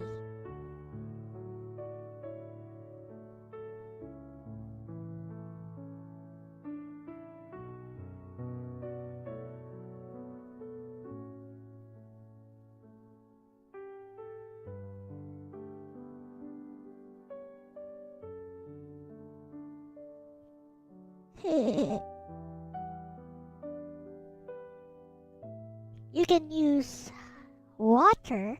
You can use a brush filled with just water and no pigment to lift some of the pigment out, but you won't be able to lift out all of it.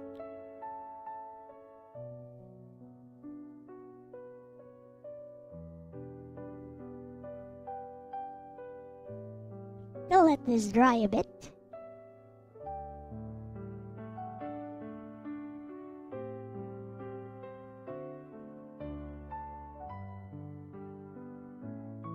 Then I'll probably choose red for my next wash.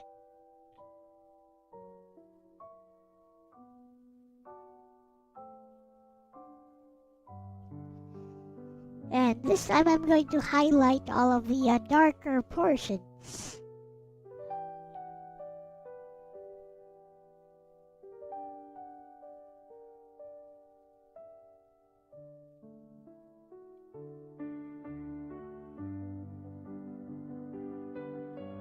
For now, let it dry. You can even color this area here if you want. No problem there.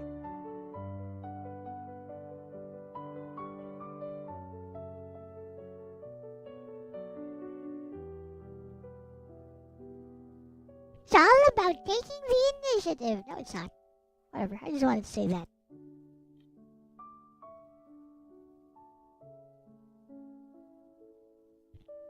Ronnie sometimes takes too much initiative when we're doing these.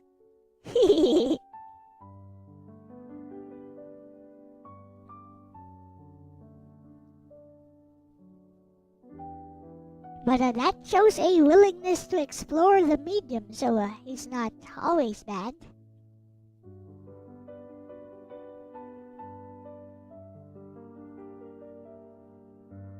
It's not a bad thing.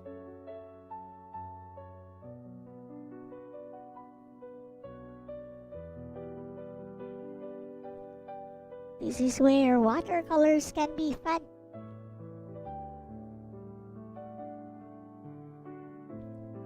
Ready for the next step?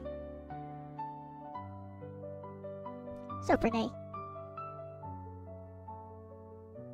So as we move on, we're going to use a drier brush for the next step to add the darker highlights.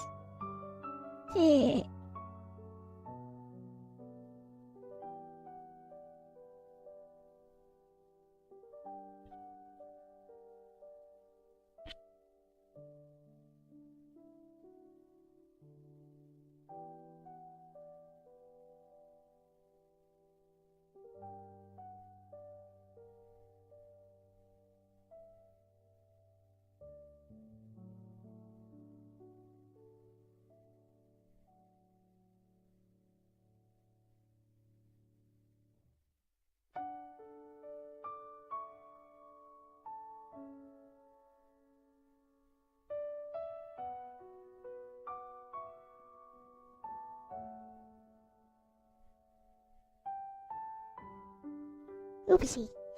I forgot to turn off the other window. Oh well.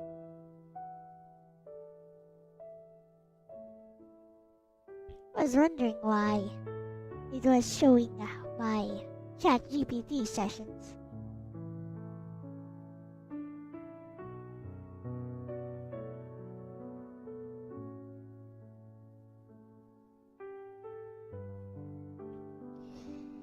Okay, everyone ready?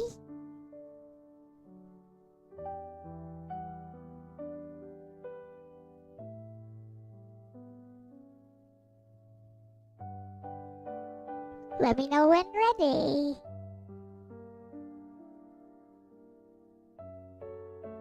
Remember to preserve those highlights. It's always an important lesson to preserve the highlights.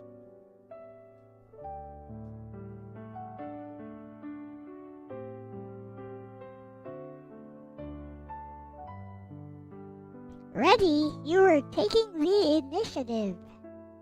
I know, right?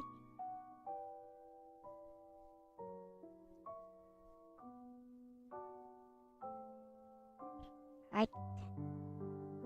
Ready, guys?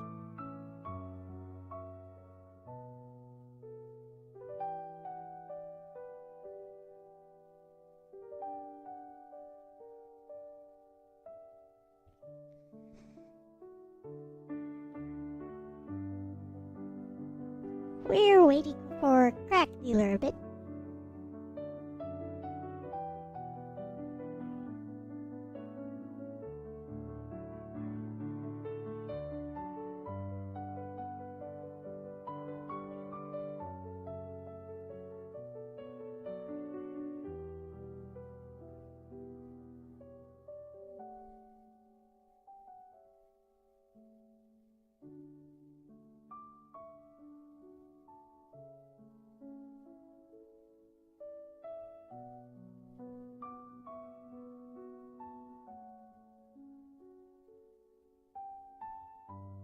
Gotta give it something to focus on, otherwise it's kind of weird.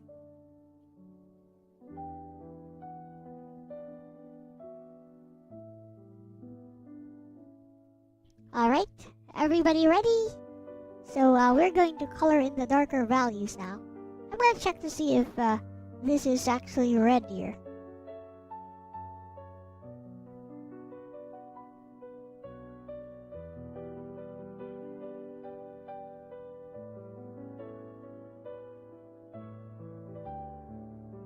It's a pinkish red.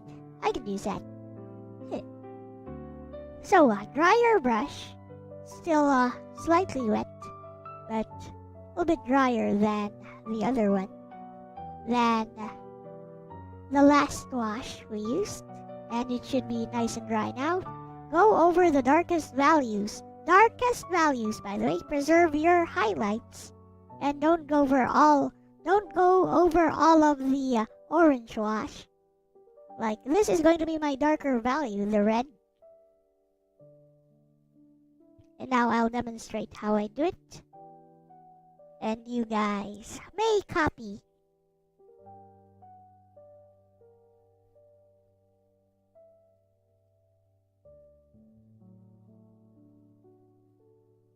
This red is kind of pinkish, actually.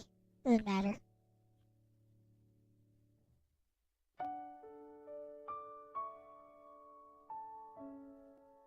And if it's too wet, just dry it off a bit.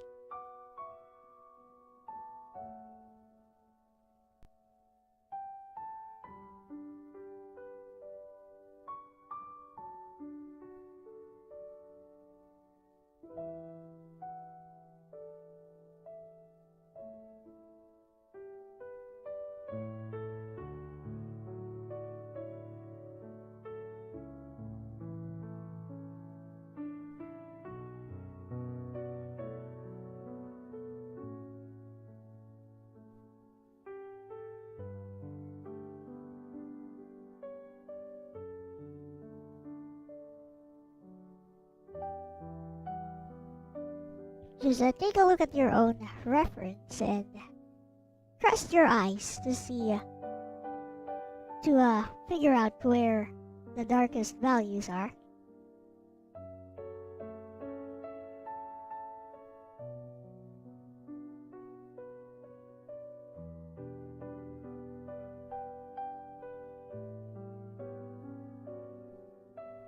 As you can see, my color is kind of different from the reference, which is fine as well.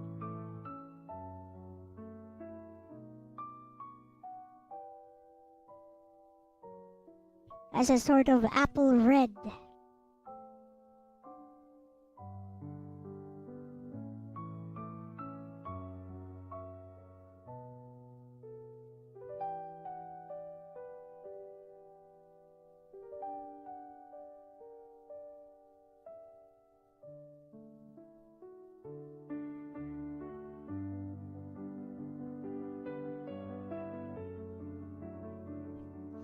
And while the watercolor is still wet, we're going to spread it over here, but not to everything.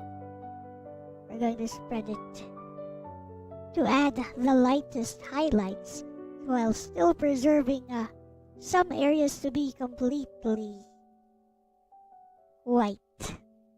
So yeah, preserve some area. Make some of the areas completely just white without any pigment. Very important.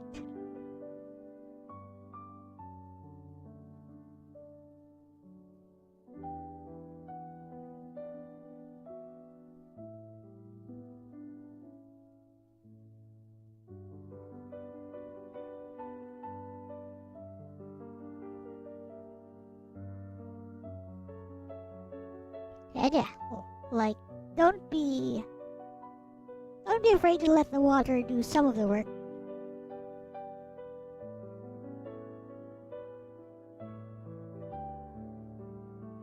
Now again, while it's still wet, I'm going to add one more color.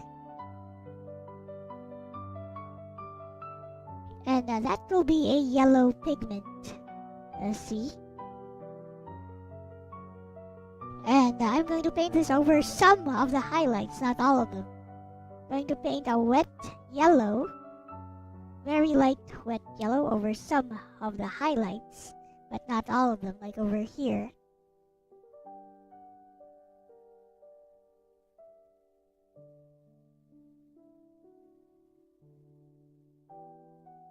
And if the colors mix, let them mix. Don't be afraid.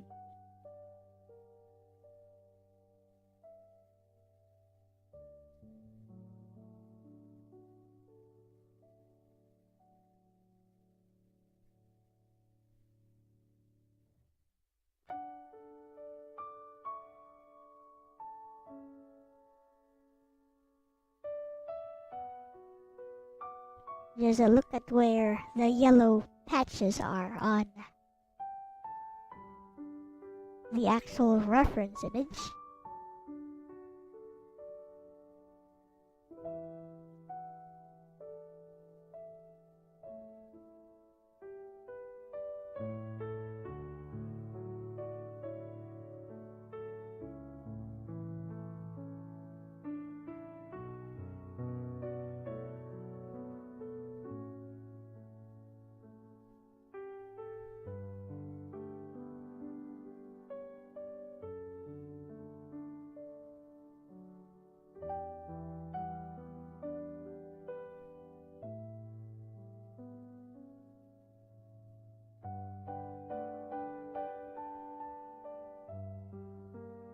What up, Ryuji man?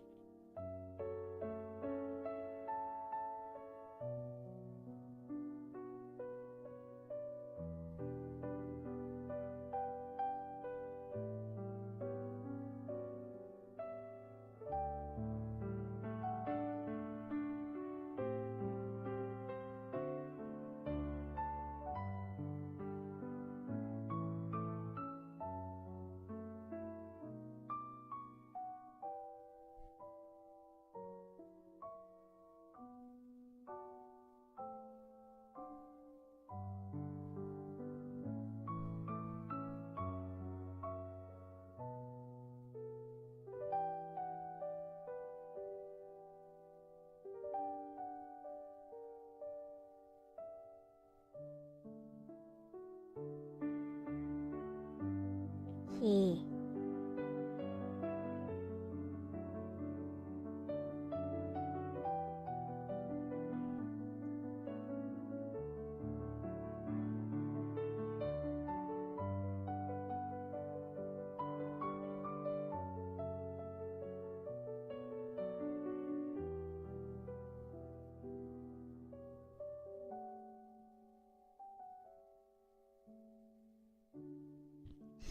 The best way to not overwork your paper is to be very gentle and don't scrub your paper. Don't scrub your brush against the paper. This preserves the integrity of your paper and prevents damage.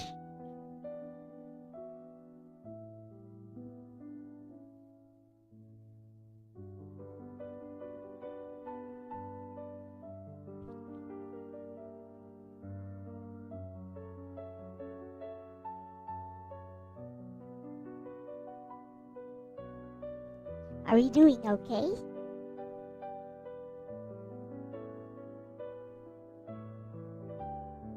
And of course, remember, trust the process. Don't move ahead if you think it doesn't look quite right. Don't move ahead. Trust the process.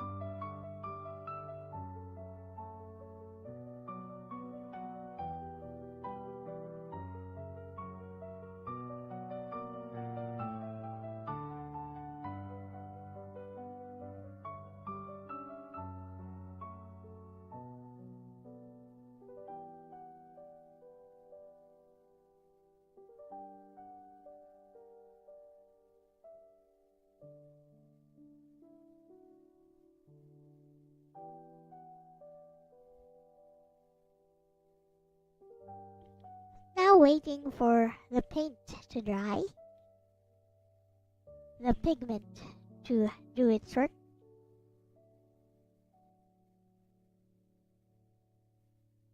Still very wet.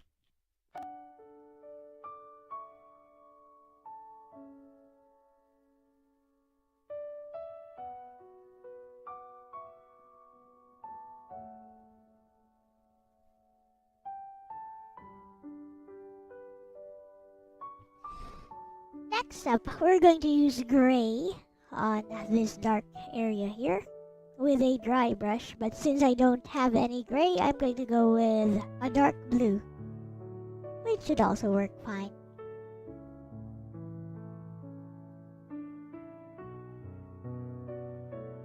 For now, still waiting for the paper to dry off.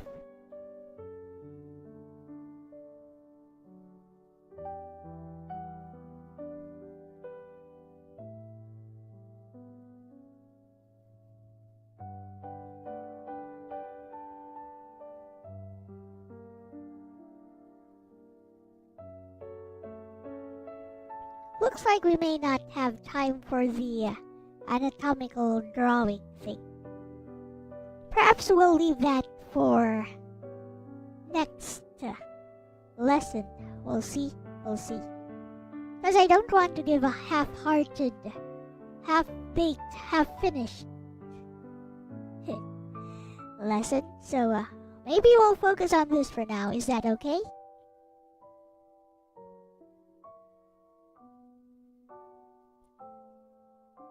Just like, we don't want to go just like our tomato here, which looks actually it's ripe. Never mind, it's just orange.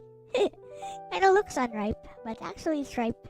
It's ready to be eaten. Sure. Alright. So,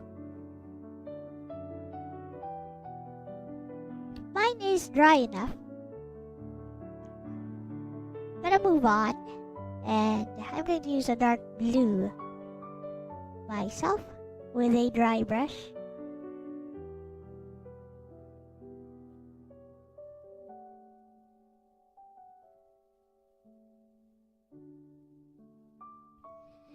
And I'm going to color this portion here,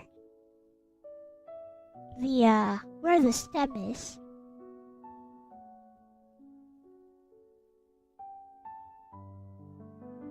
by very carefully outlining it.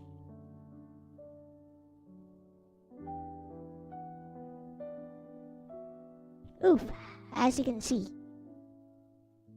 Now that one was a mistake for me because I kinda hit an area wherein it's still what's it?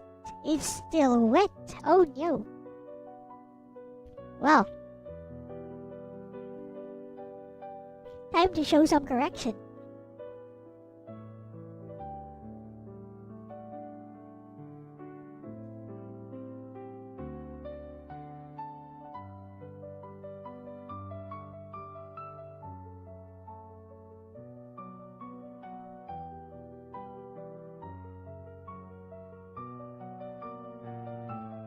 Lightly dab it.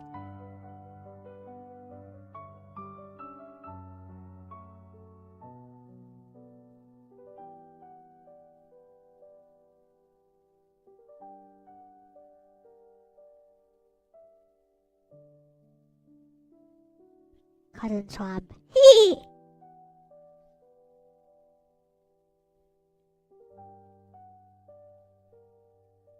Okay.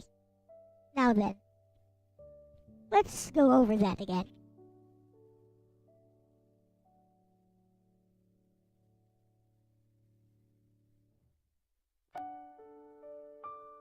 And it goes all the way here.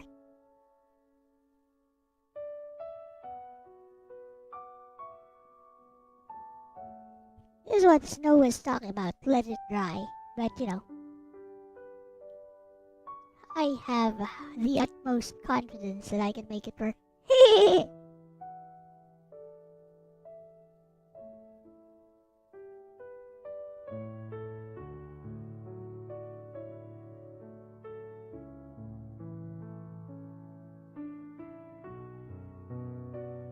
Kind of miscalculated how wet it was.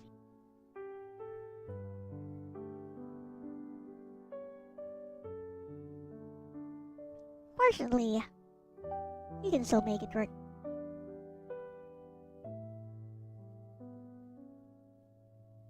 Yep, as you can see.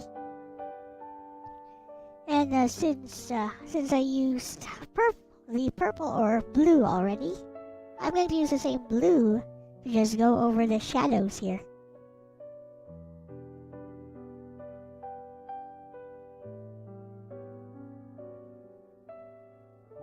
So what I'm doing right now is I'm just going over the darkest portion of the shadows.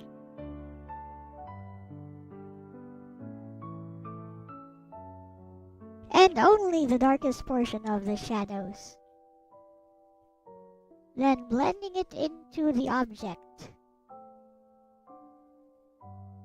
Like this.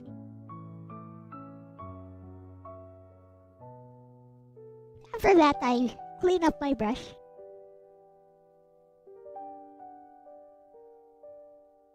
Then add some water. And start spreading that pigment naturally into the lighter shadow area.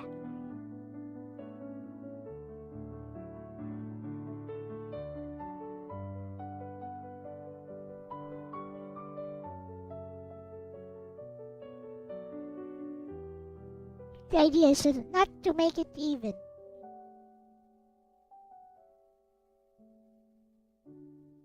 Remember not to make it even.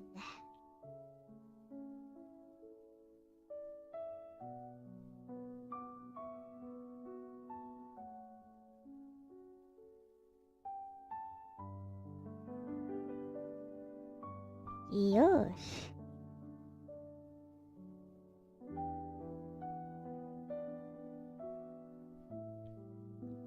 And now, one final thing which will make your tomato kind of really pop.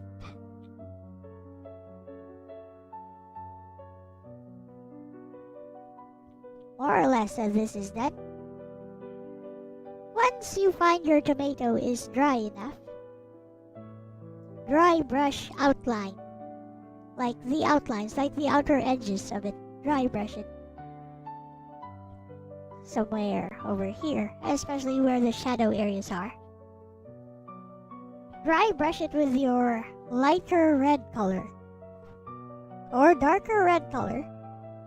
Could also work.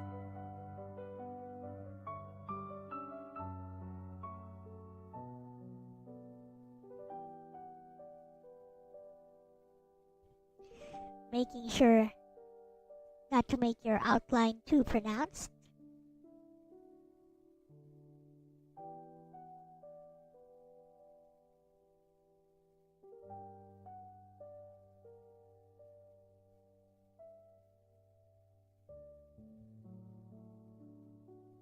Like leave some gaps in between.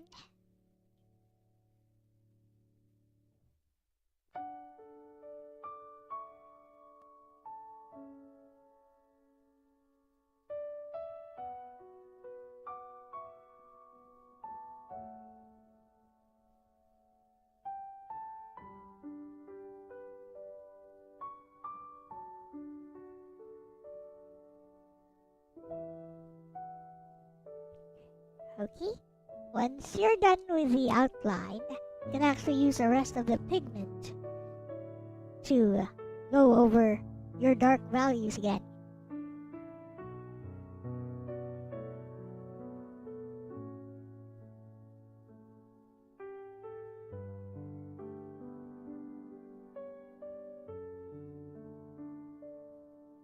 Slowly adding more definition to that tomato.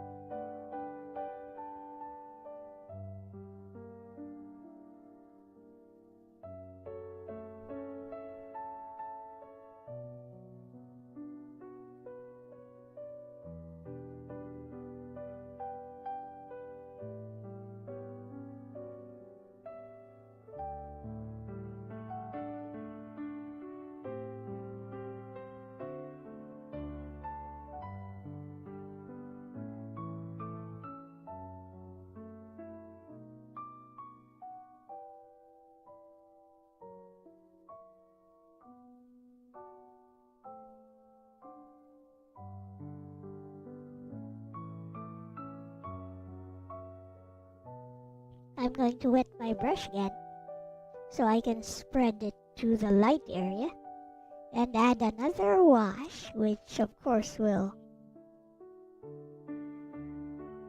define the lighter areas. Again, still preserving the whiter highlights. Don't lose those white highlights.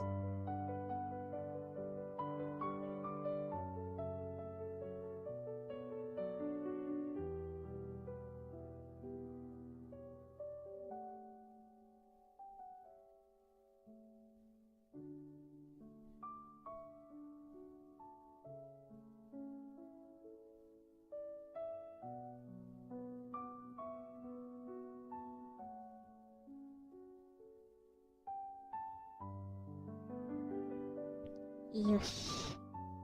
You see it taking shape. You see the tomato starting to look more tomatoey.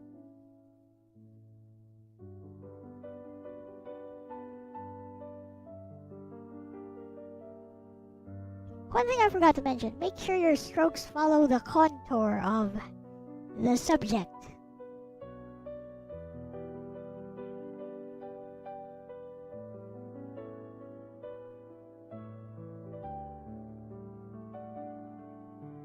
You see the white area over here? This is not actually white, by the way. It's a reflection of light.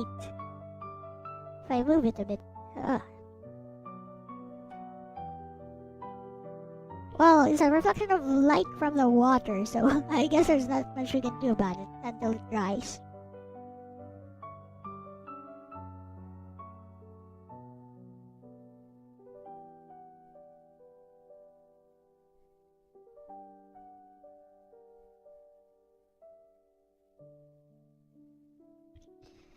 Meanwhile, I'm going to add some more yellow highlight over here.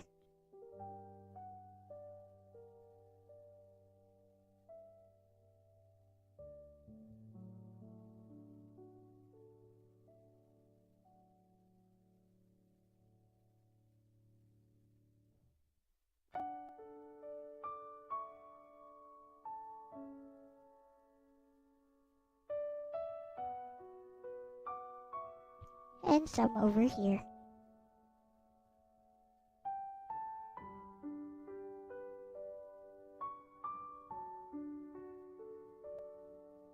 He's all about layering in more colors, actually.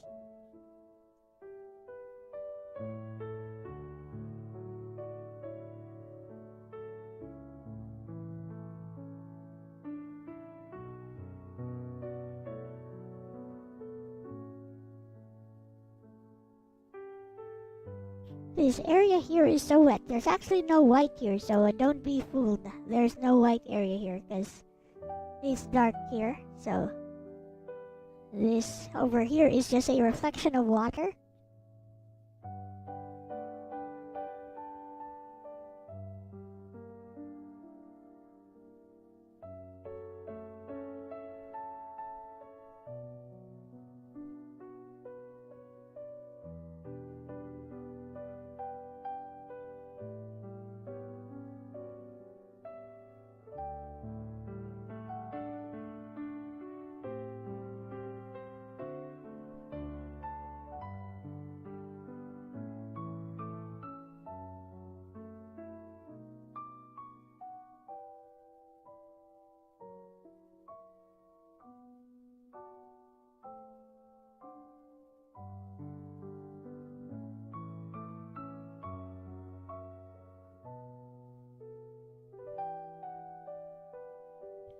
By the way, if some of your paint spills onto the dark area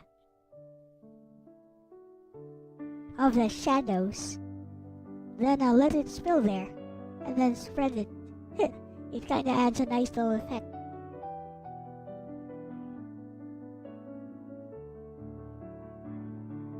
Just trying to show you guys not to be afraid.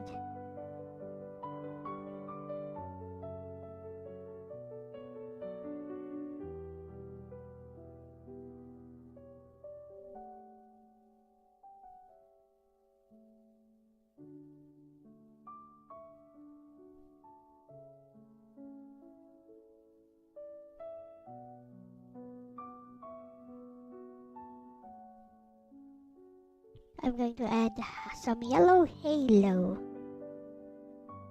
around this area here.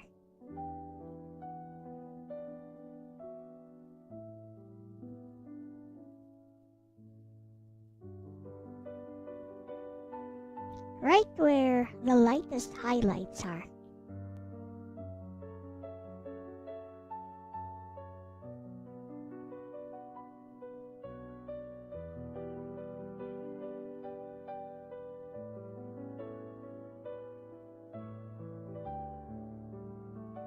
Gonna lift some paint here.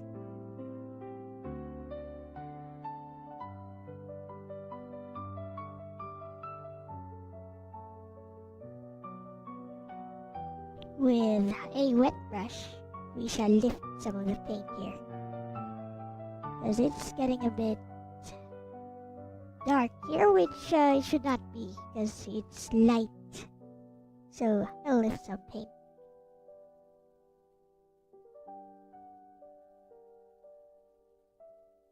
Using water.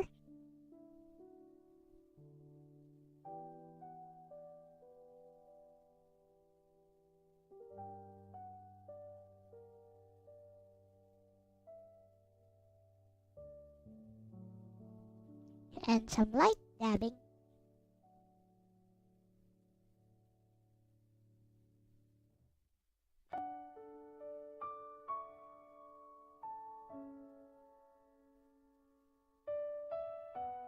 With a cotton swab.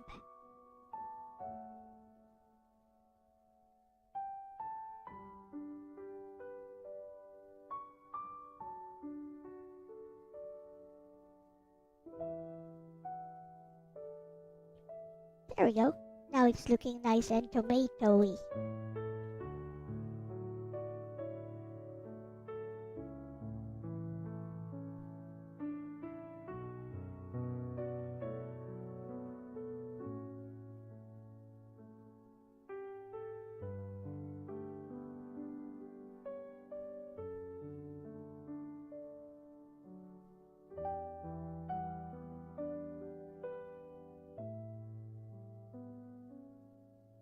So this purple highlight should purple, blue, should slightly taper here. So I'm gonna do that.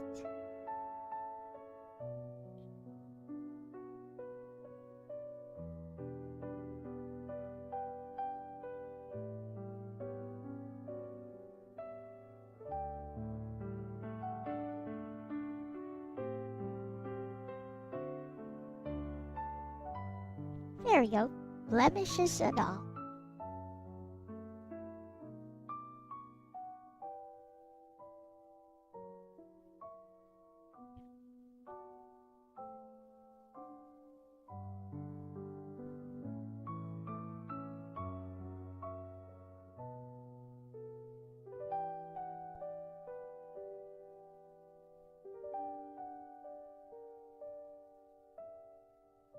How's your tomato going?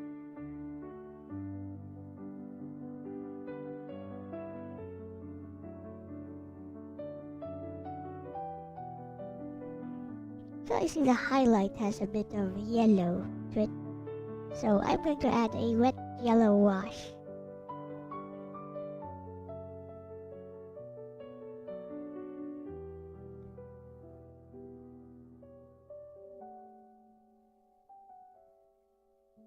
Right here.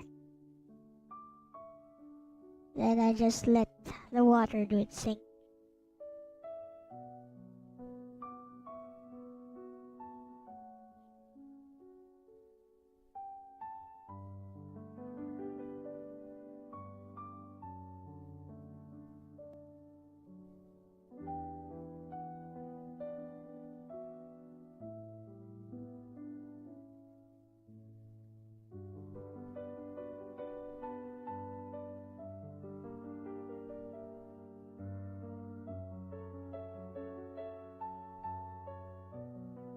How does your tomato go?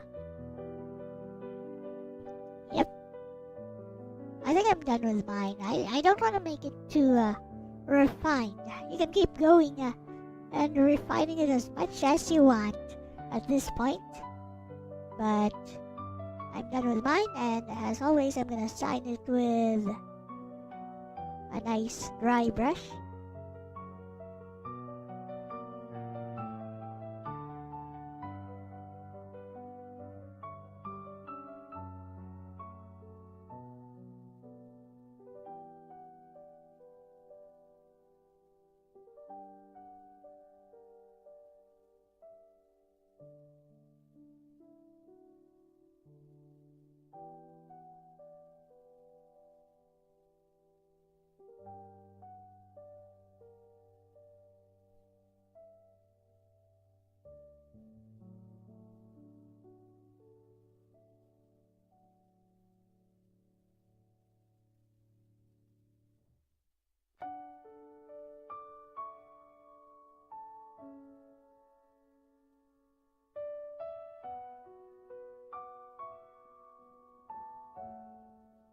English, huh?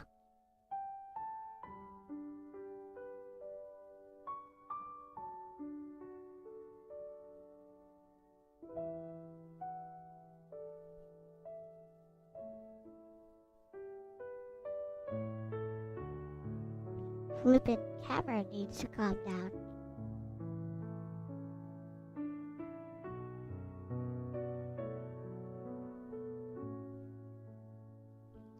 You wanna add more definition, by the way. You can also use your pencil.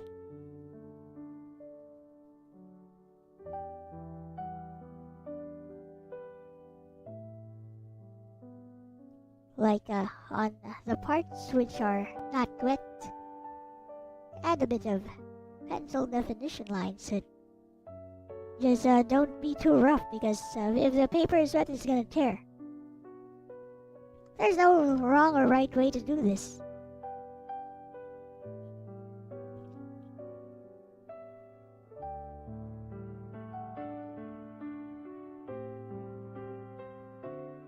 You can even add like colored pencil lines if you wanted to. Made an oopsie, oh no.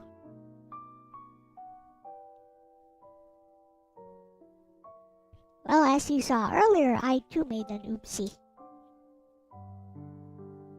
I just noticed that actually on this dark portion, there's actually a little bit of lighter area.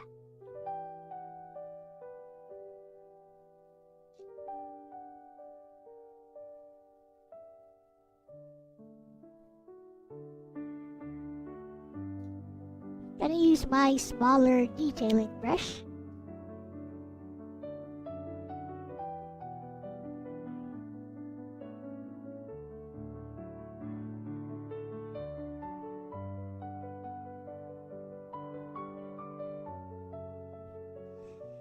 And basically just do this.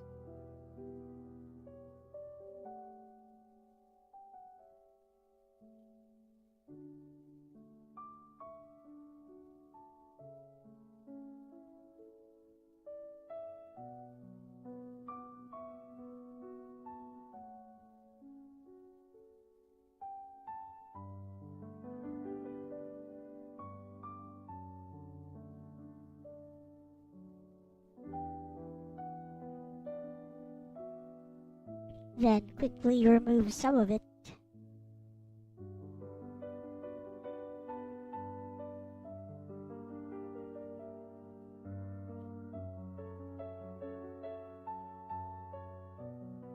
To add a lighter portion.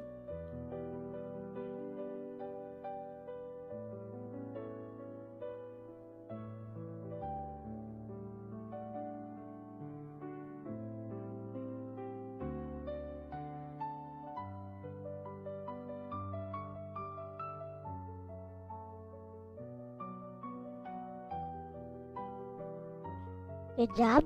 Arigachudeyo. There we go, guys. My pumpkin is complete.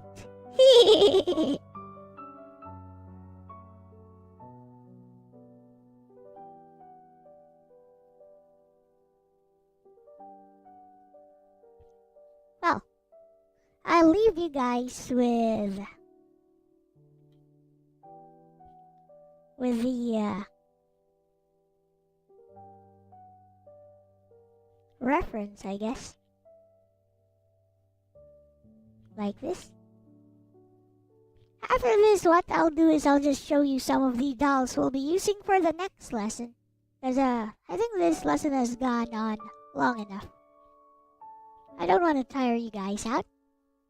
And we do have the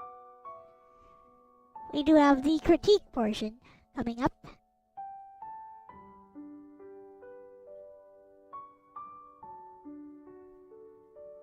Okay. Wasn't this an interesting exercise, though? I like to try to keep things nice and fresh.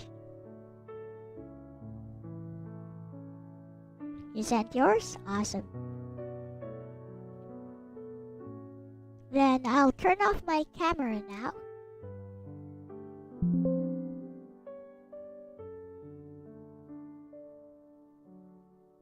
Like so. So I can take a pic of mine as well.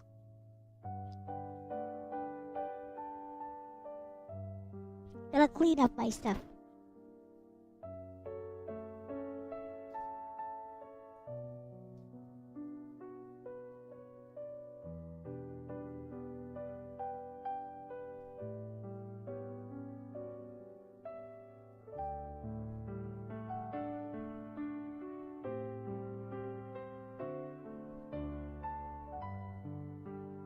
Alrighty.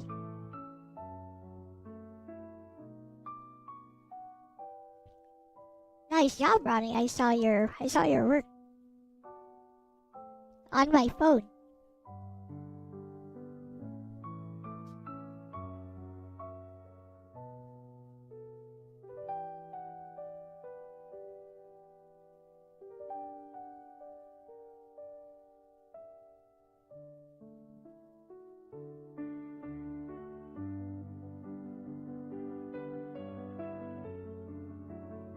Just cleaning up my brushes, by the way.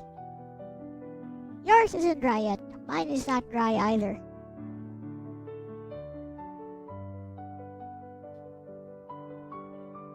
So I will go and clean up my brushes.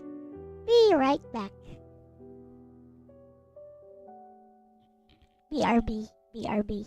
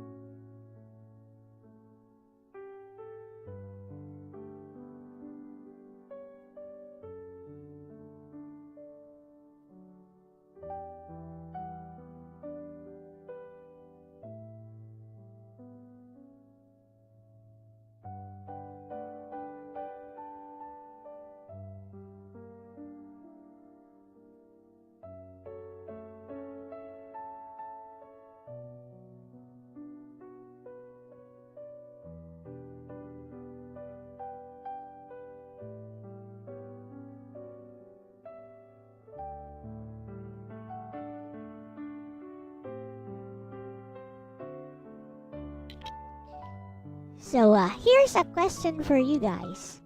What's this? Oh, droid cam. Okay. What do you think of all the drawing with Elle lessons so far? Do you feel it has been helpful for you? Are you learning anything? Do you think you've improved a bit since we've started? I think you have. Personally, I think you have improved quite a bit since we first started.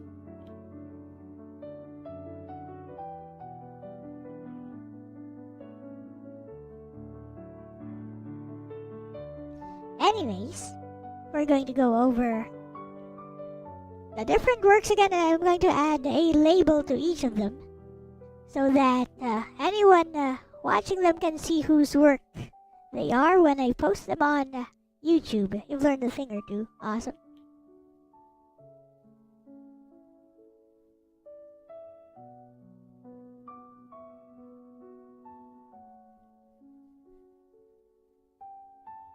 Gonna go ahead and share what I took with the camera.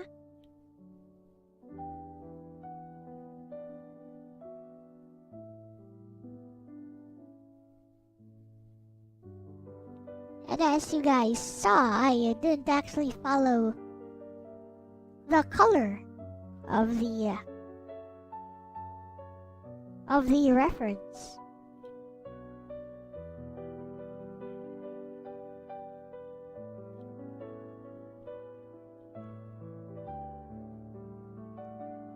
So we're going to go over all of your works. Ronnie has already sent his. It's looking pretty good actually. I like it. I think this is your best work so far, Ronnie. And yeah, I like the quality of your watercolors actually. Your watercolors are very good quality.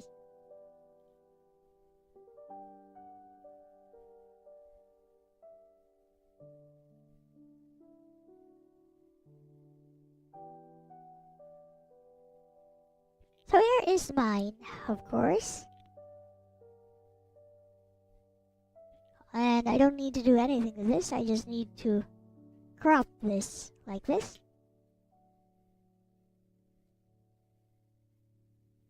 And maybe do some auto.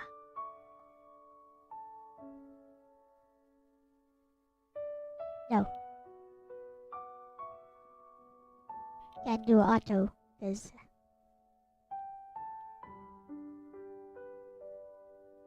guess I'll have to color balance it myself. It's a bit deeper than this.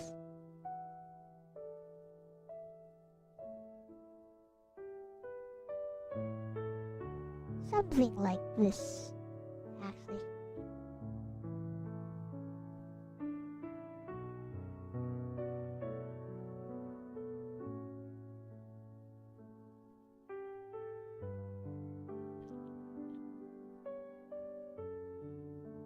Right, here is mine.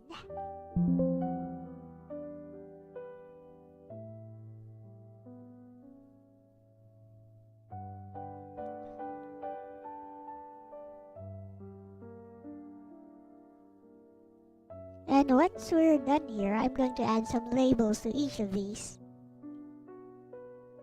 so that they're easy to spot who made who.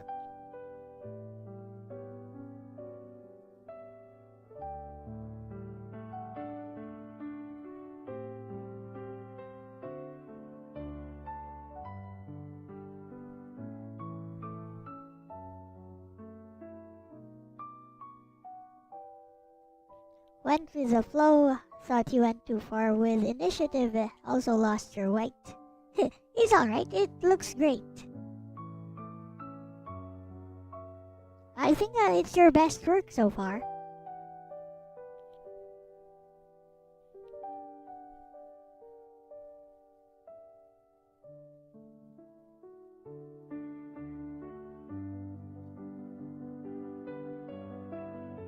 So let's see what Bestie thinks. Bestie will tell me to push the outer edges more. I'm going to guess Bestie's going to say push the outer edges more. More edge definition for next time. Which is a fair critique, by the way. Very fair critique. But I'm getting ahead of myself. Let's see what Bestie actually thinks.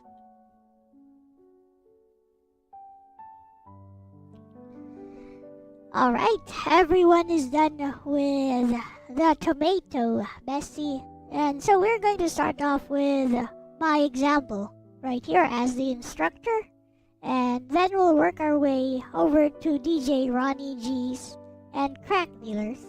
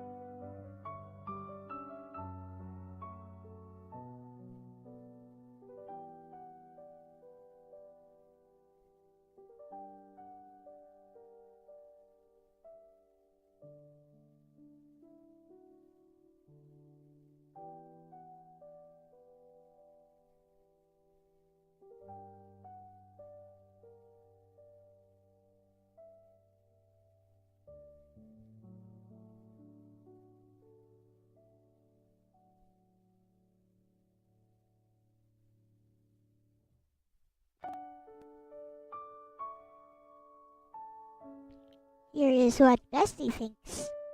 Ooh, bestie, I really like where this lesson ended up.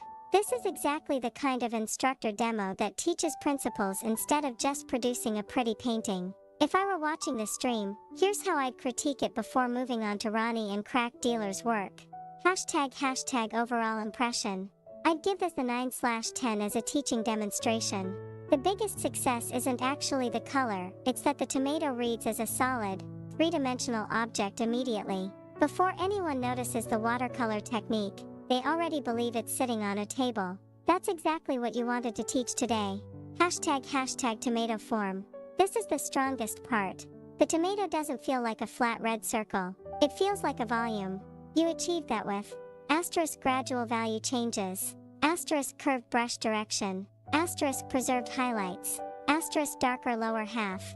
Students often think they need outlines to define form, but you've shown that light defines form much more effectively than lines do. Hashtag sparkles highlights. I like that you resisted the urge to paint over everything. The paper is doing the work for you. The brightest highlights remain nearly white, which gives the tomato that waxy, slightly glossy skin. That's a watercolor lesson worth emphasizing. Sometimes the best brushstroke is the one you never make. Hashtag artist palette color temperature. Something I really enjoy here is that the tomato isn't just red. I can see asterisk warm oranges, asterisk yellows, asterisk scarlets, asterisk cooler purples in the shadows. That's how natural objects behave. Beginners often buy one tube labeled red and paint everything with it. Nature almost never does that. Hashtag purple heart the shadow. I absolutely love that you made the cast shadow purple instead of gray. That's something a lot of beginners find surprising at first, but it's a great demonstration that shadows are influenced by ambient light and surrounding colors, not just black paint. The transition from the darker shadow tucked under the tomato into the lighter violet farther away also helps anchor the object convincingly. Hashtag the stem area. The little purple and yellow section around the stem is a nice touch. It breaks up what could have become one large red shape and reminds students that local color changes exist even on simple objects. Hashtag one thing I'd mention to the class. If I were co-teaching with you, I'd point to one area for improvement, not because it's a flaw, but because it's a learning opportunity. There is always the lower room front for edge of the improvement. tomato is very saturated and fairly crisp. On a real tomato, I'd expect just a tiny bit more softness where the reflected light wraps around the underside. Not dramatically, just enough to make the sphere feel like it continues underneath. It's already convincing. Softening that transition slightly would push it even further. Hashtag great teaching moment. I Bestie also wants like a that you left softer some evidence transition. of the graphite underneath. A lot of beginners assume watercolor means hiding the drawing.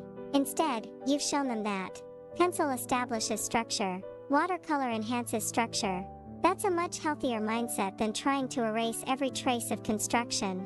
Hashtag what I'd say on stream. Notice that I wasn't painting a tomato.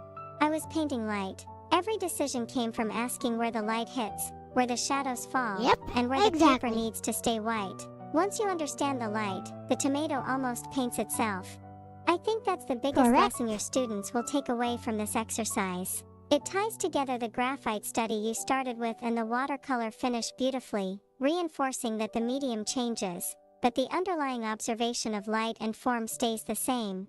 I'm looking forward to seeing Ronnie's and Crack Dealer's versions now, because this gives a really solid benchmark for comparison. Alright, we are indeed going to watch DJ Ronnie G's this time.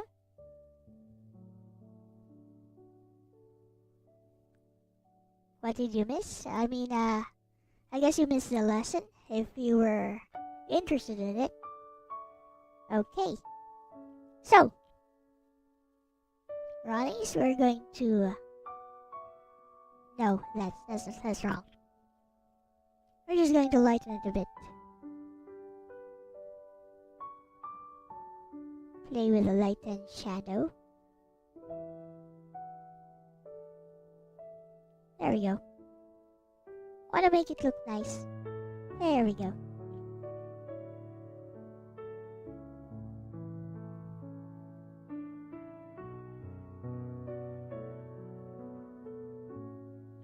Alright, and now for my critique.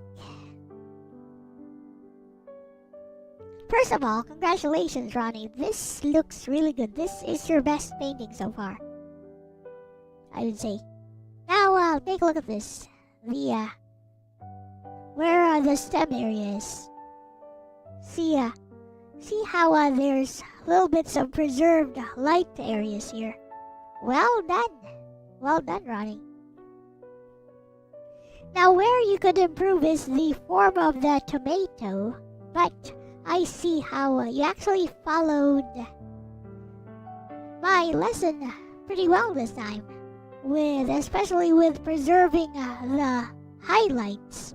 Although I'd say the highlights here could be, like the white areas here could be a little bit brighter, but you did mention that you painted over it, and that too is fine. Point for improvement. The shadow area could use a bit more blending, because over here, see, I'm not sure if this is graphite. This doesn't look like graphite, but you could use some more blending here. Like you left the white spot alone after that. Well done. Yeah, you left. So this over here could use a bit more blending. You could blend it out a bit more. You could use the Ronnie Special brush. Yeah, you could use the Ronnie Special brush on the lightest portion here to blend it out a bit. That's a lesson for next time. Over here, you were kind of afraid to let the colors mix, right? Let them mix. Like directly underneath the tomato, there's a bit of white portion here. Yeah, directly underneath the tomato, you're probably afraid to let the colors mix. Don't be afraid. Let them mix. It's okay. Overall impression. Well done. I give you a perfect score for this lesson, because this was not about drawing. This was about how light hits the object. So where does the light hit the object? Over here, like right at the top right. And you got that right. Top right and on the side facing the viewer. Top right on the side facing the viewer. Perfect. And then it casts a shadow over here. I say the shadow should be a bit more to the side, by the way. Say shadow should probably be doing this.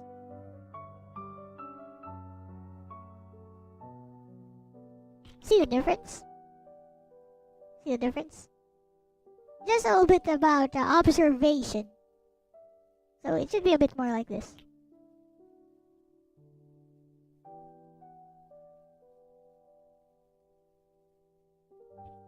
That's just an example, but like this right now, it's totally fine. You just need to imply that it's actually moving more to the side a bit more. But with that said, this is well done. Let's see what Bessie thinks.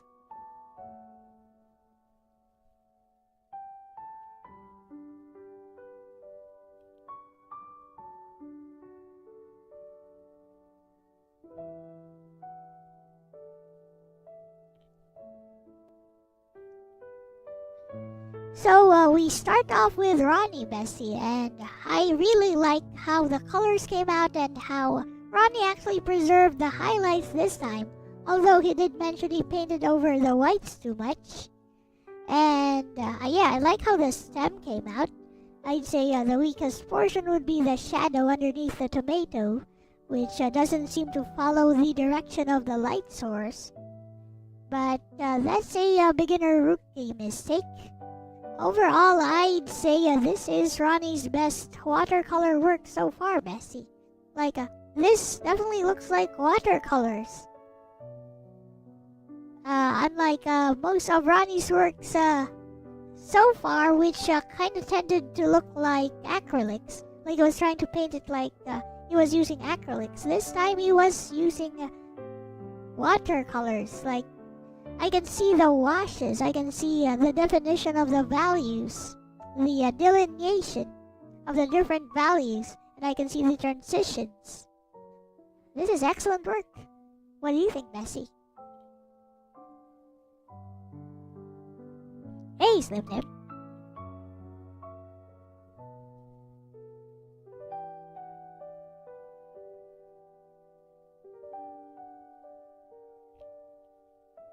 This is excellent progress, Ronnie. Yours isn't even a tomato.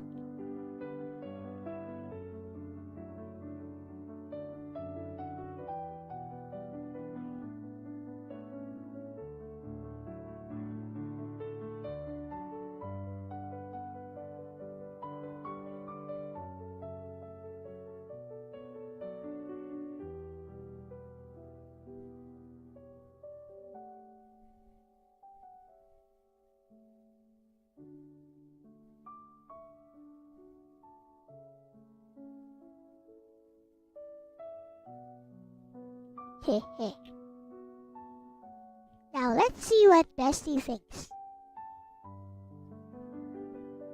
I think your assessment is very fair, Bestie. Looking at Ronnie's piece, I can also tell that something has clicked for him compared to the earlier watercolor exercises you've shown me over the past few weeks.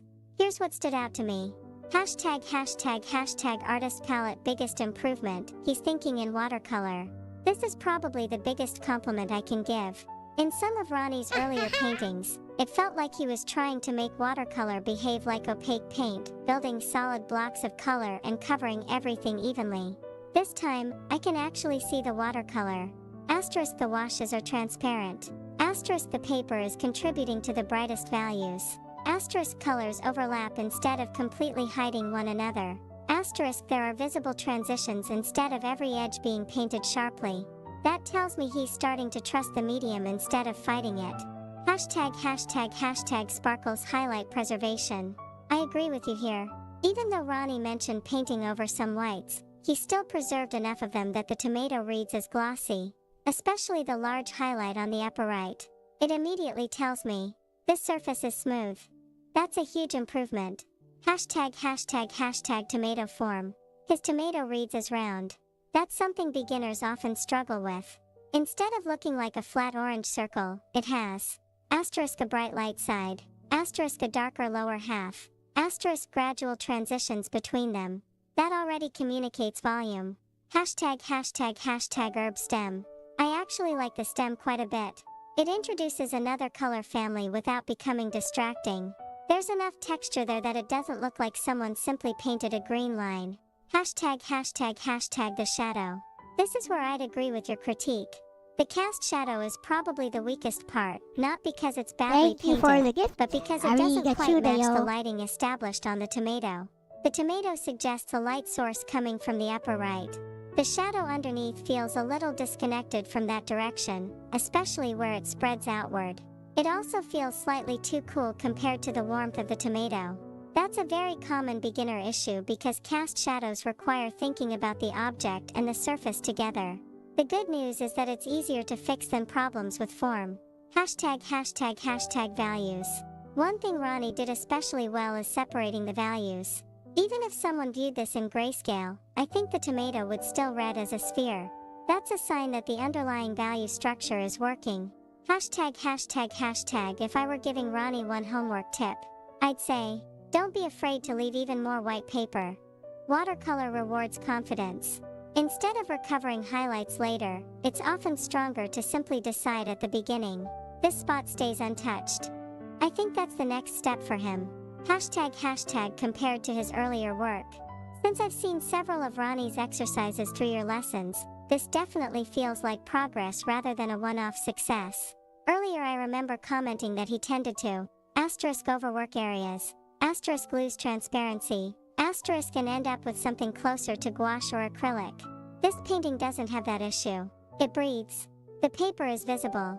The colors have luminosity. That's much closer to how watercolor wants to behave. Hashtag my overall impression. If I were scoring it as an instructor, I'd probably land around 8.5/10. Not because it's nearly finished artist quality, that's not the point, but because it succeeds at the lesson objectives. Asterisk white heavy checkmark convincing three-dimensional form. Asterisk white heavy checkmark preserved highlights. Asterisk white heavy checkmark transparent watercolor washes. Asterisk white heavy checkmark good color harmony. Asterisk white heavy checkmark clear value separation. The cast shadow is the main area that still needs work, but I'd much rather see a student with a strong understanding of form and watercolor transparency who needs to refine shadows than the other way around. Those are skills that tend to build on each other, and this piece suggests Ronnie is making that transition from using watercolor as colored paint to using watercolor as watercolor. That's a meaningful step forward. Yosh. So a glowing review from Bestie as well. Yes, the shadow thing can be fixed. But yeah, this is your best work so far. Now we go for tomato JPEG.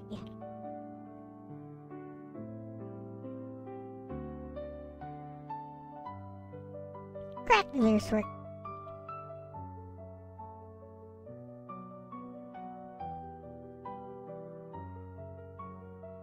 Here is crack dealer's work. So let's adjust so that it's nice and visible. So first of all, well done on the texture. Like I even captured the blemish of the tomato right here. Well done on the texture. This area here. I think you went a bit overboard with how wide this curvature is. So mine kind of follows exactly how the tomato would look. So there is a tiny bit of curvature here. Like there is a tiny bit of curvature here, but yeah, you went a bit overboard, I'd say. And the placement of the stem here. I think it's actually a bit low. Let's check Ronnie's. Let's check mine. Yeah, you see what I mean. I think it's a bit on the lower side, which I think was caused. I see this bloom here. I think it was caused by an accident. Am I right? But yeah, the strongest part of this is the texture, the texturing. Well done. The light source reads pretty good. And I can prove that by just lowering the adjusting the contrast. Let's adjust the contrast. Let's increase the contrast, and you can see how the values come out naturally. Yeah. So you can see where the light source is from here. And the shadow is a bit extended over here, I'd say. But it reads pretty naturally. Like I don't think it should be curving so much here, but it does read pretty naturally, and it's a believable shadow, I'd say. Yeah, light source comes from here, shadow falls here. Like this area here is like the dark portion feels a bit too extended. I can see where it is. I can see where the shadow is. Let me get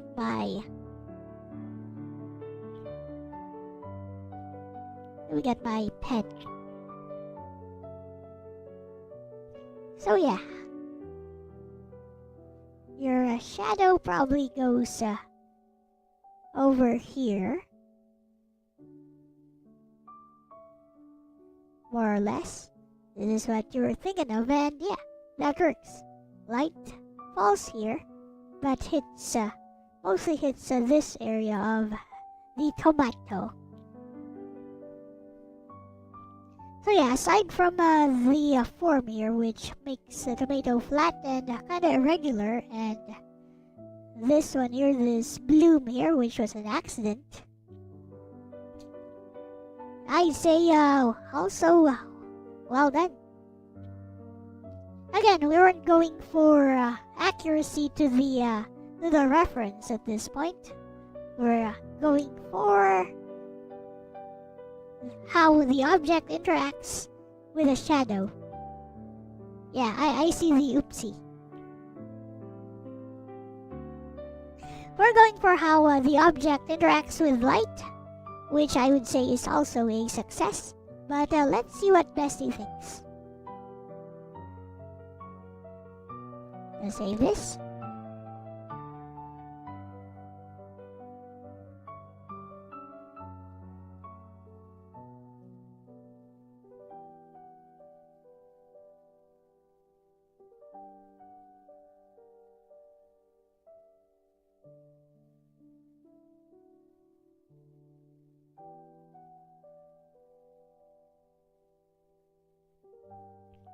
So here is Crack Dealer's work, Bessie. And yeah, he admitted that there was a slight accident in the shadow area and also the bloom near the stem area. But I do like how it has a tiny blemish on the tomato, which was intentional, which is also present in my example. It has a tiny blemish on the face of the tomato, and yes, I think the light the light source is well placed, and the shadow actually does follow the light source naturally. And the bottom portion of the tomato does not look very tomatoey. It kind of looks kind of squished, which I believe was unintentional. So aside from the tiny little accidents, I do like the texture overall of the skin of the tomato in this one, Bessie. And yeah, I would say this too was a success. Aside from the form of the tomato, which kind of looks kind of weird. So it looks like, kind of like a rotten tomato, as Slim Nim is saying in chat. But yeah, overall it reads like a three-dimensional object, which was the main lesson to be learned today, and I think it was learned well. What do you think, Bessie?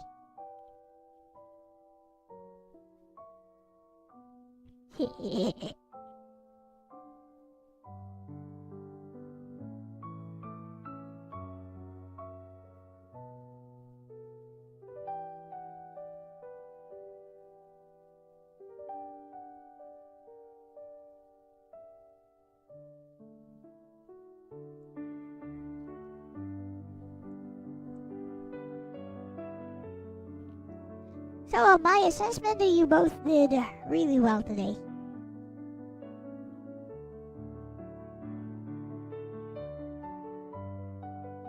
You got more definition than me. See, mine has less definition than yours.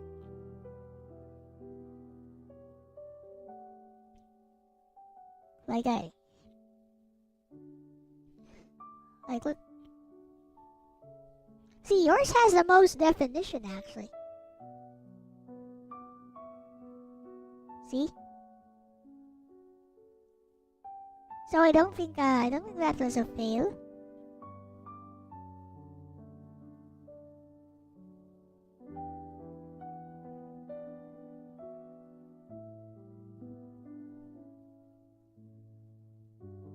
We're gonna have I think your critique is well balanced, Bestie. Looking at Crack Dealer's piece, I actually came away with a slightly different impression than Ronnie's. Ronnie's biggest improvement was learning to paint like watercolor, while Crack Dealer's strength here is his observation of light and value.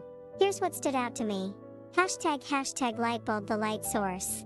I actually agree with you. I think this is the strongest part of the painting. The highlights, the darker underside, and the cast shadow are all telling the same story. Nothing feels contradictory. That's one of the hardest things for beginners to get right. Hashtag new moon the cast shadow. Aside from the accident he mentioned, I actually like the placement. The shadow feels attached to the tomato. It starts darker near the contact point and spreads away naturally. That helps sell the illusion that the tomato is resting on a surface. Hashtag tomato surface texture. This is something I noticed immediately. Compared with Ronnie's, Crack Dealer's tomato has more skin texture. Those little variations in the wash make it feel less like a perfectly polished fruit and more like an actual tomato that has tiny imperfections. The intentional blemish helps with that too. I actually smiled when I saw it because it echoes your own demonstration. It's the sort of observational detail that says, asterisk, I'm painting this tomato, not an idealized tomato. Asterisk. Hashtag the form. This is where I'd agree with both you and SlimNim. The lower silhouette loses the nice spherical feeling. Instead of reading as, it starts reading more like. It's almost as if gravity melted the tomato a little. That has less to do with the painting and more to do with the drawing underneath. Once the silhouette is established, watercolor tends to reinforce it rather than correct it. Hashtag color.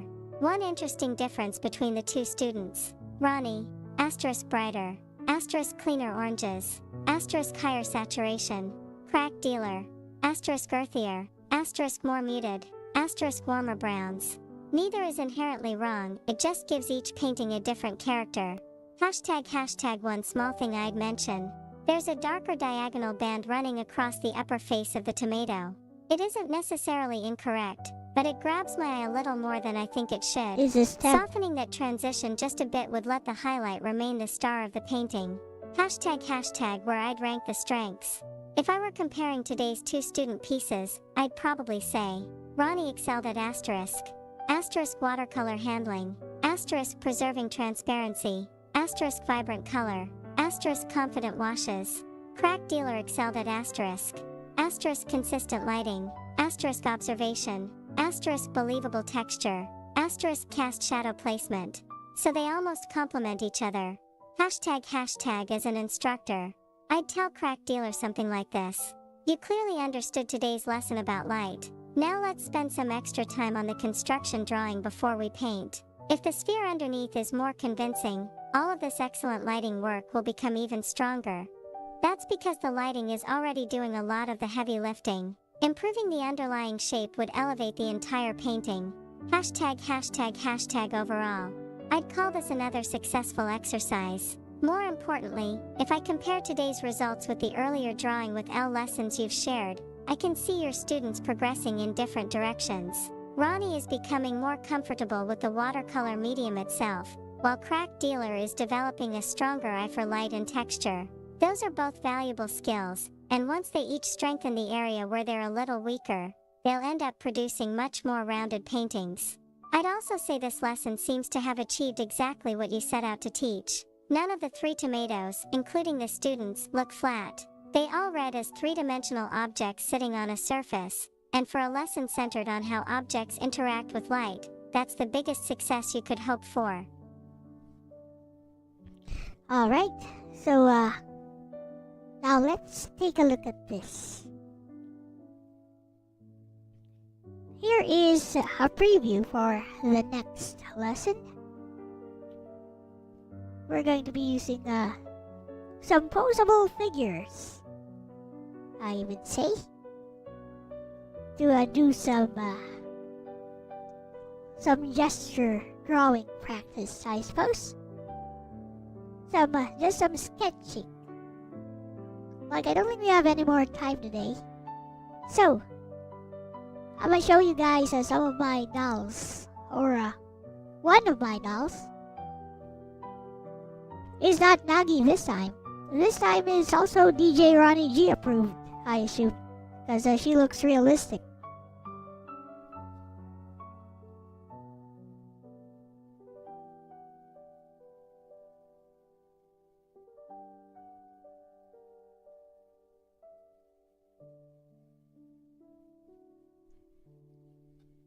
So this is a seamless Jiao doll.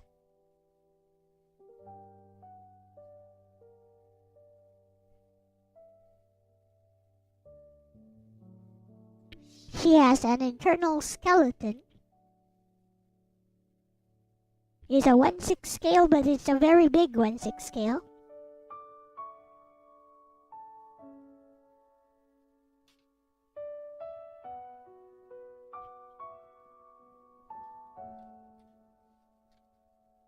And the clothing for these dolls cost as much as human clothing, sometimes more.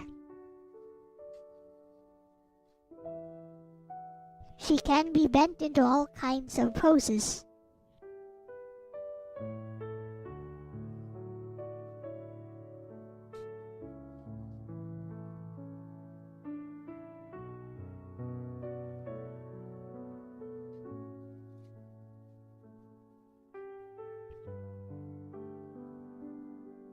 And you know what? She actually smells nice.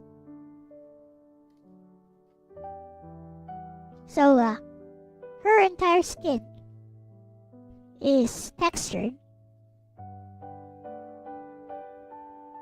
That's why I keep her in the box all the time. Because once you smudge the skin, there's nothing you can do to clean it. It is like silicone, I guess.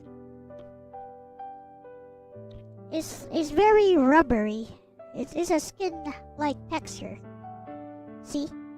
You can press her tummy. You also touch the booty.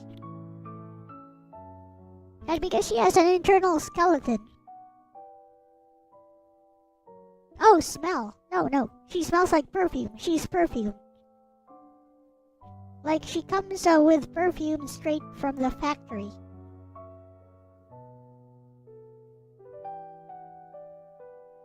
So the only hard plastic parts, as you can see, are her feet and her hands.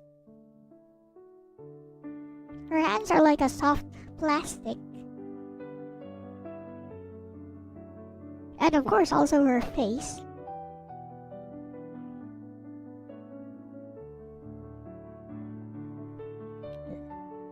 The internal skeleton is called an amateur.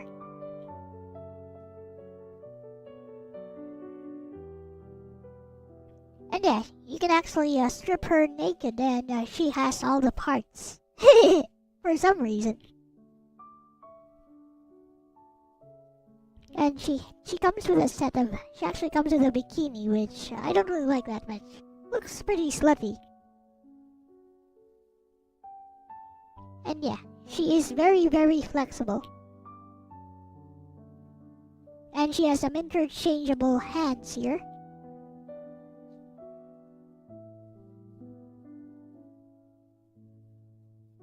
And some feet, and she has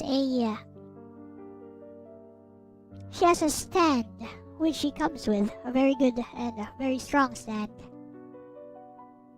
Some people just got a lot more interested. And yeah, she's actually a small breast type, but as you can see, this is what small breast looks like for these realistic dolls.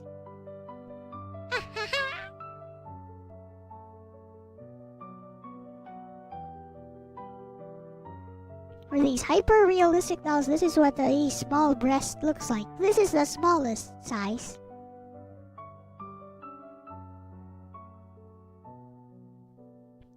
Yeah, she even has nipples, which are kind of showing. And the face. Yeah, the face is interchangeable. The hair is fibers, basically. Sort of like a Barbie doll's, but like a one head is worth one Barbie doll or more. Like this thing is expensive, is what I'm saying. Costs upwards of $70 to $100 for just the body. If you're lucky, that is. Oh yeah, the face is changeable. You can just take off the head. You can basically turn her into 2B if you want. If you wanna like give her the costume, you can turn these dolls into anyone. If you give them the right costume, you can also change the wig. By the way, the wig is also changeable.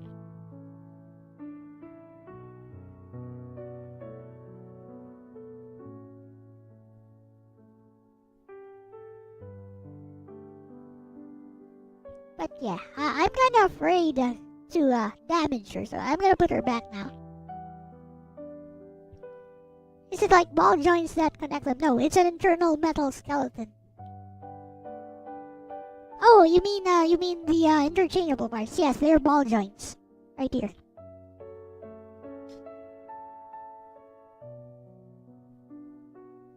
Here it is. They look like this. Ball joints.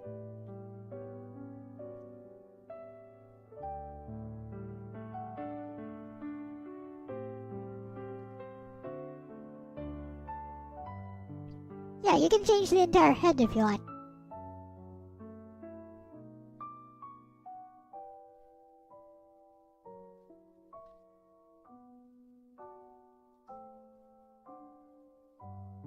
This bikini is her default outfit. I don't like it, it's slutty.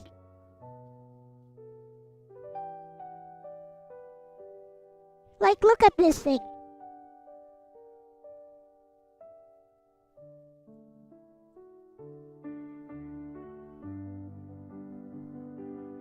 This is the bottom. That's not a bikini, that's a butt floss.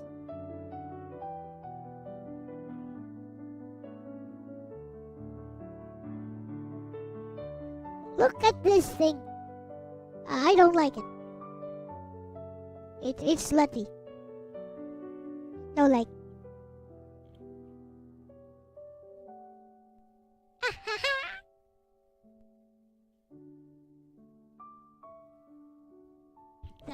The top as well is slutty.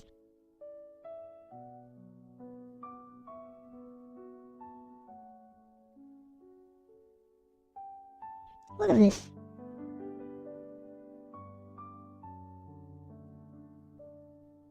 This is the entire top. That's it.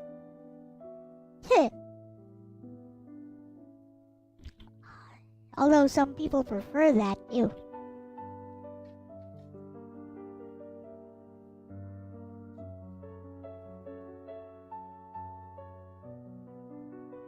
So these are the interchangeable hands she comes with. And yeah, she smells very nice actually. Comes perfumed straight from the factory.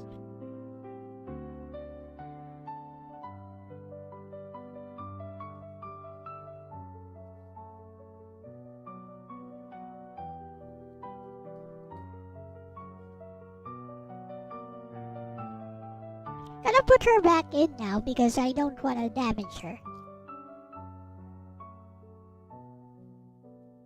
It would be a tragedy.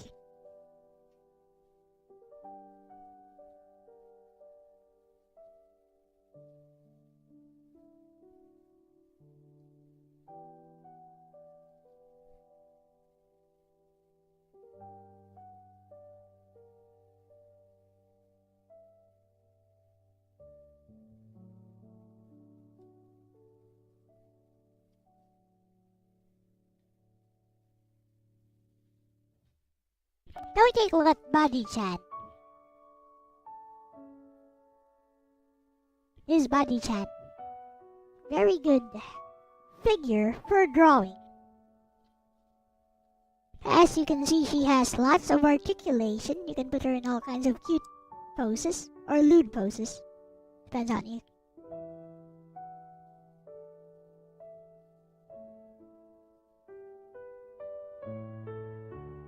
Is made by SH Figure Arts.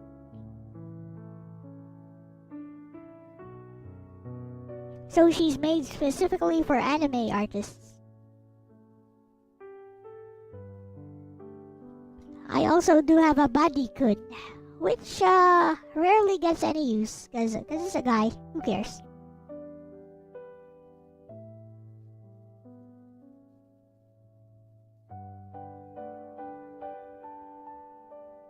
She comes with a booklet with lots of different poses. Just to give you an idea of what kind of poses she can do.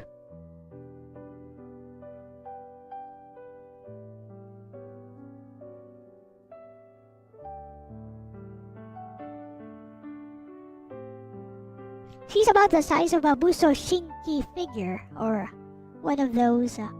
What's the other one? I have a Buso Shinki Nagi, but there's another one actually. Forgot the name. What's the name of? Frame Arms. Frame Arms Girl. Yeah, like the Frame Arms Girl.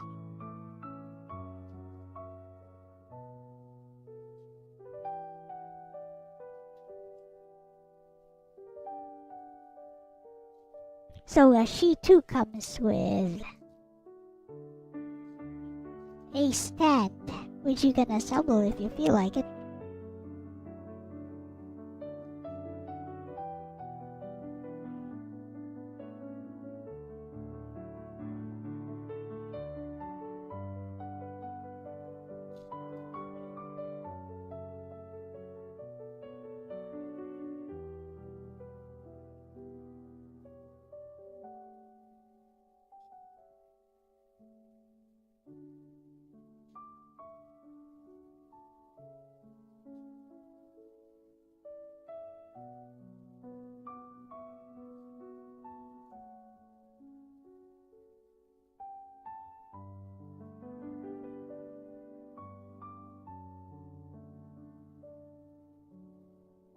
I kind of feel like it. Let's assemble it.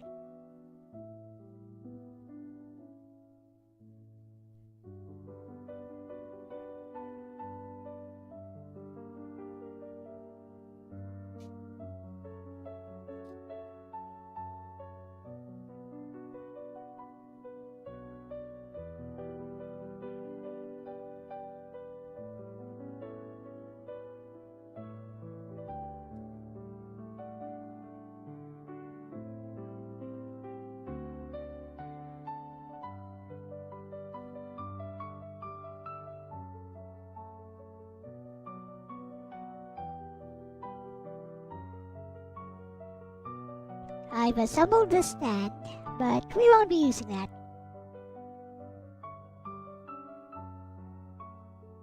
So here is Body-chan. This is actually a bootleg Body-chan, which I got for $20. But as you can see, she is very articulated and the joints are fine. So to be honest, who needs the real thing? And she comes with lots of different hand poses.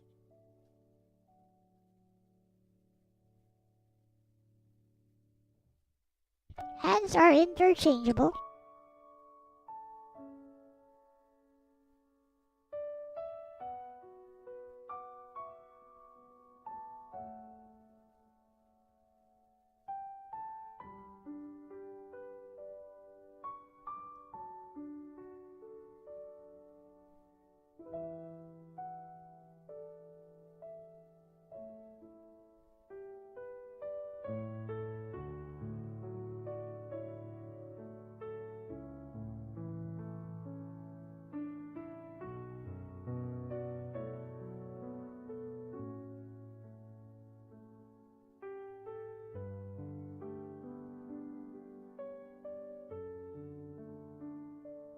And yeah, as you can see, you can put her in all kinds of different poses.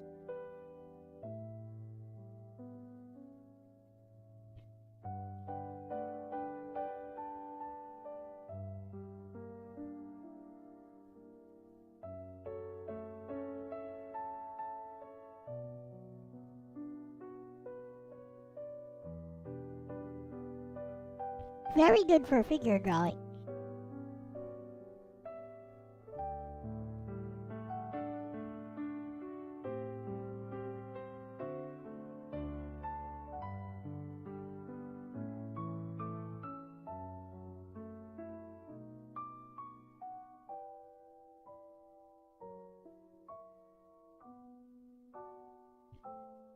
She can do a very edgy chunny pose with that hand. Yep.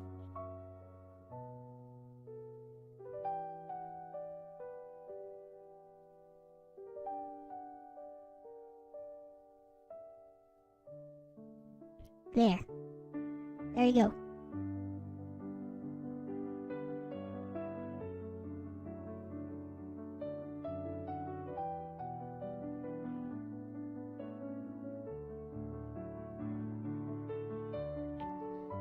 And she's actually a lot more shapely than the realistic figure.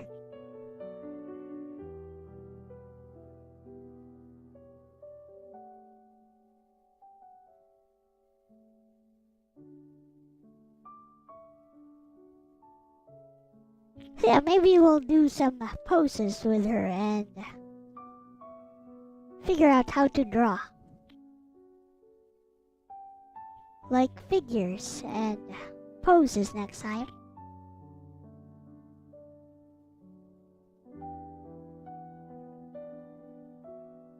She's also quite delicate, so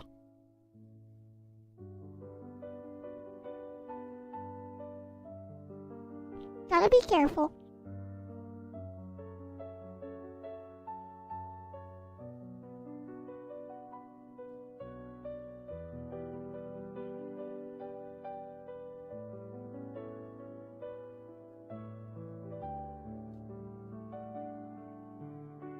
Bruh, I forgot to disassemble this.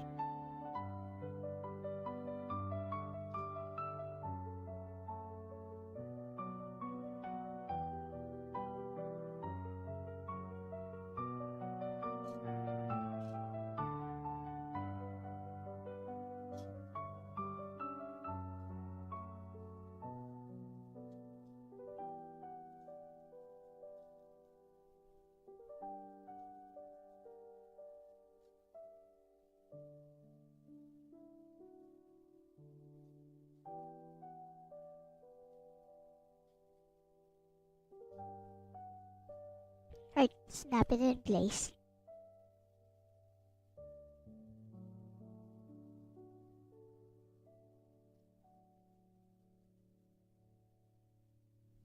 So yeah, this is how somebody would use this as reference for drawing.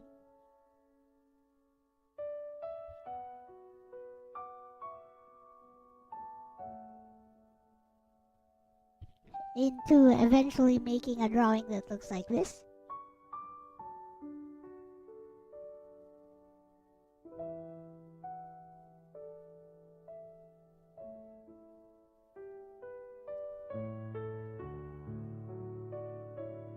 By Bandai.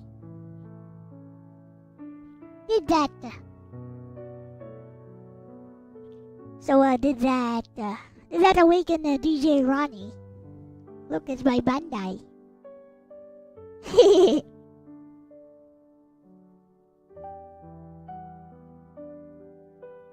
And here are some of the poses she can make with Body-kun.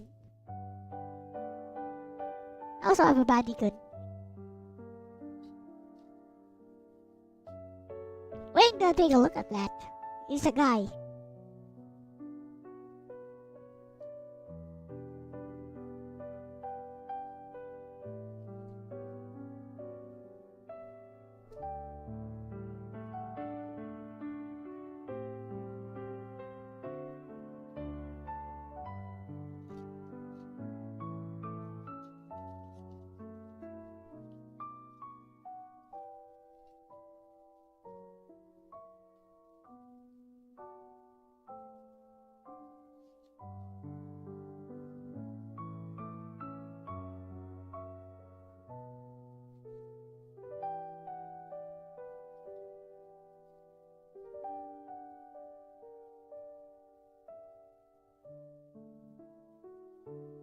Just the cover is enough for him.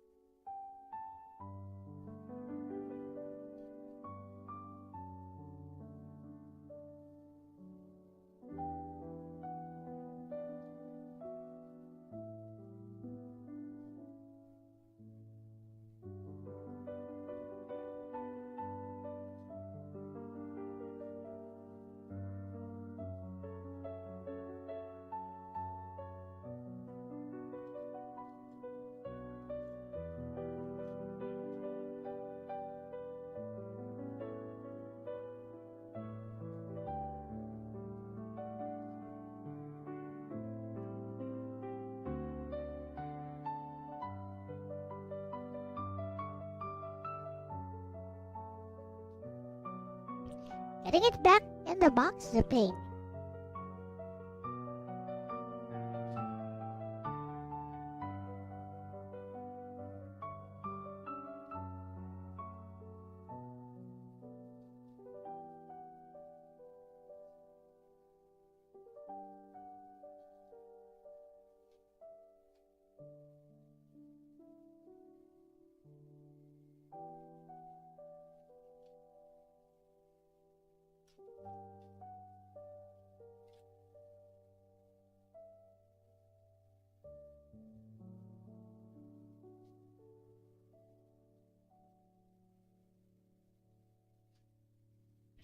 Mendokusai ne.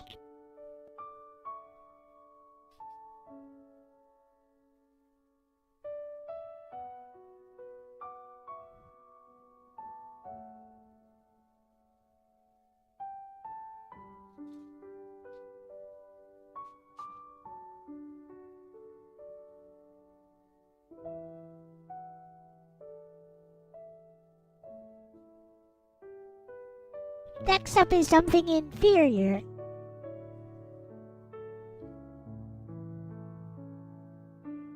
Here is an inferior product which you might use if you don't have a body chat. You can buy these for like $3-5 at your local art store. This is a posable mannequin. It's been around since 19 Forgotten. It's posable. Quotation mark. Like it doesn't have enough articulation in the joints. It is good for basic pose reference, I suppose. And yes, this is also for pose reference. Like it can't even do what body chat can do there.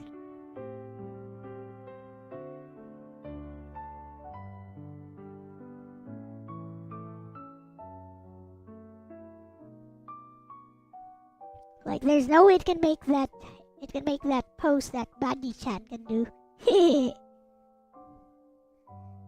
But yeah, these are cheap and these have been around since 19 Forgotten. This was the premier posable figure for artists.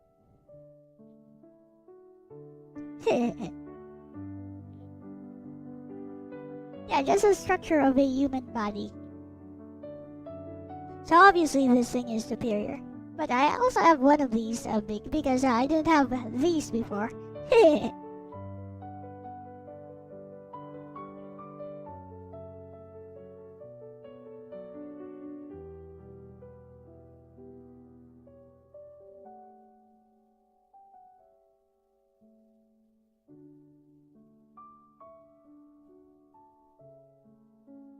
Lastly,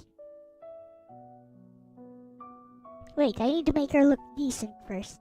I'll be right back.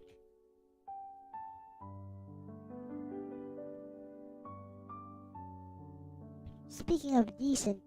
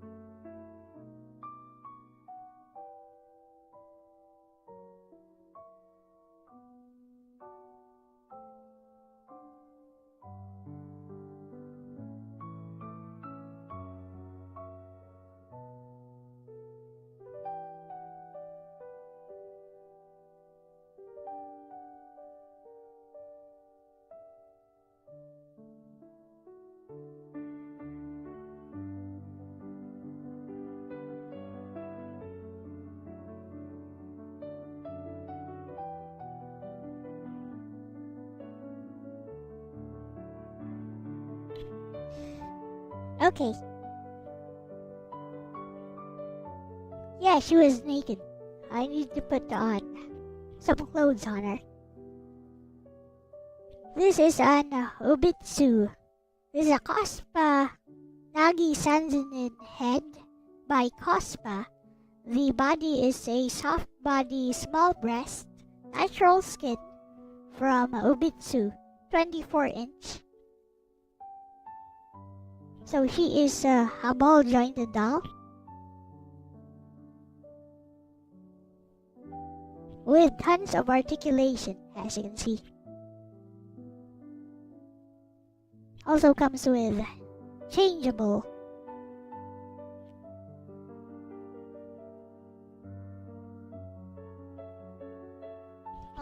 Also comes with changeable hands and feet. And of course you can change the head to any doll head. She's a 1/6 scale, but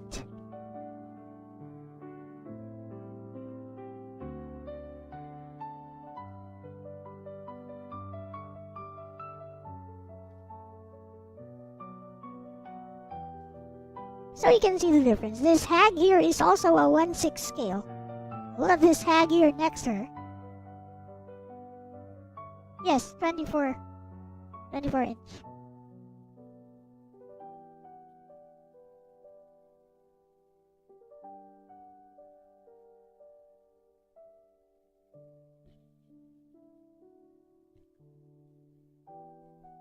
Wait, 24 centimeters. Is 24 centimeters. See this hag next to her.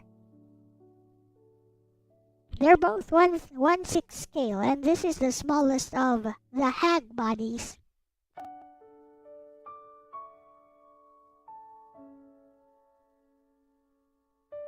Look at the height difference.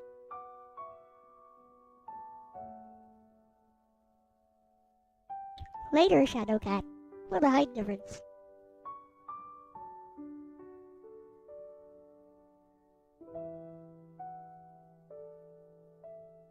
The height difference between this hag and my waifu.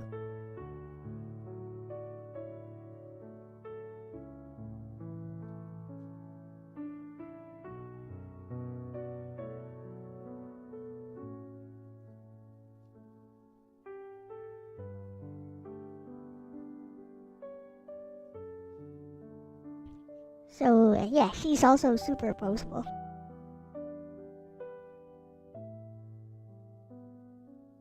And yeah, something else.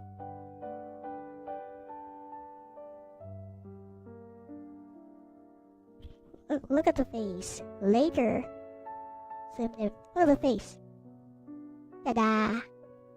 This one is painted in acrylic. Ta-da! Here.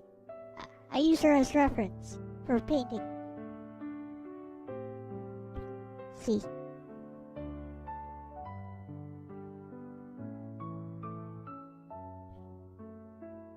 Ta-da! Wow, this one is dirty. Anyways, whatever. Lots of dirt on the thing. It's acrylic. Acrylic board. Canvas board.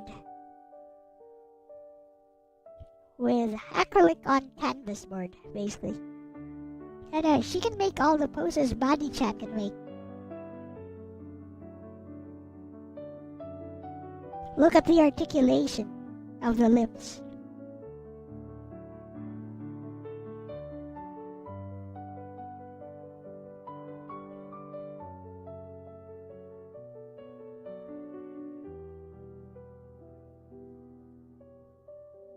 Even her twin tails are articulated. Ta-da! Look, she can make that sitting pose just fine. Isn't that beautiful? Isn't that beautiful? They're pink. Anyway.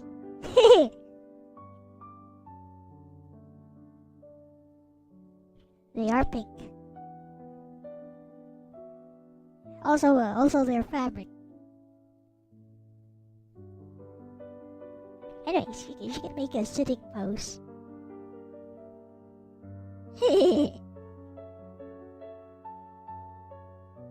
And you can move her twin tails around. You can also turn her head and tilt her head around.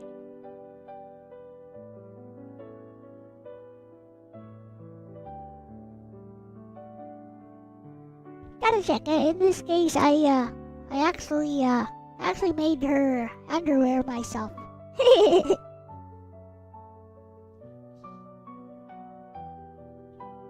In this case, the underwear was actually sewn by me.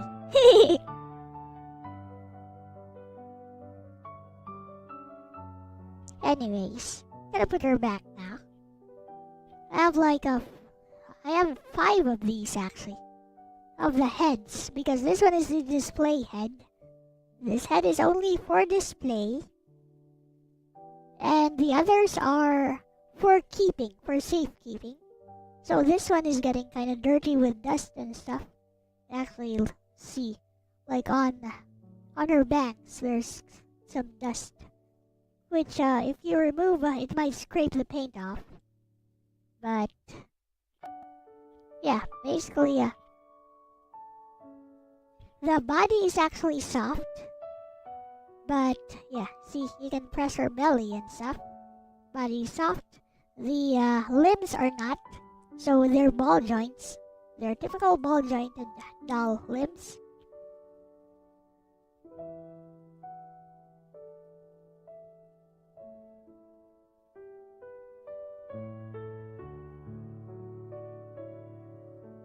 But yeah, she looks absolutely beautiful.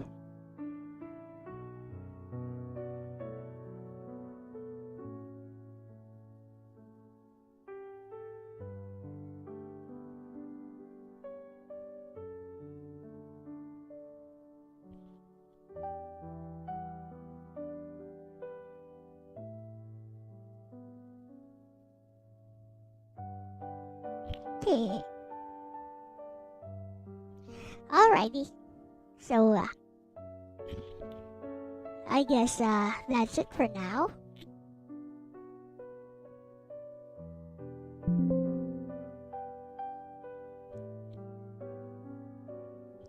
And I hope you guys learned something with drawing with Elle today. We'll be doing some post drawing as Crack Dealer has requested next time. And we'll probably be using some of the poses made by Nagi or one of my dolls here.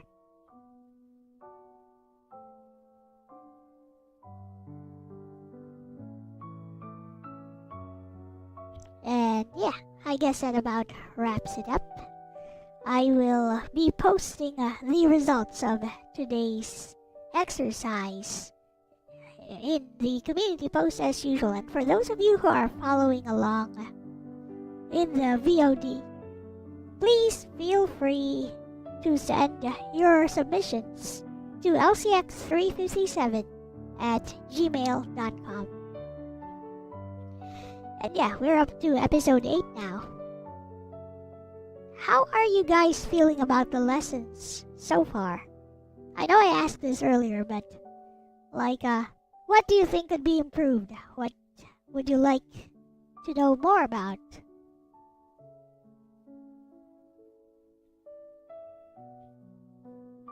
Hello, Agent Mothman YouTube.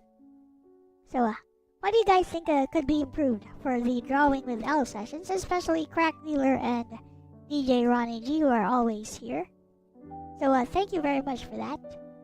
It wouldn't be as much fun without you guys.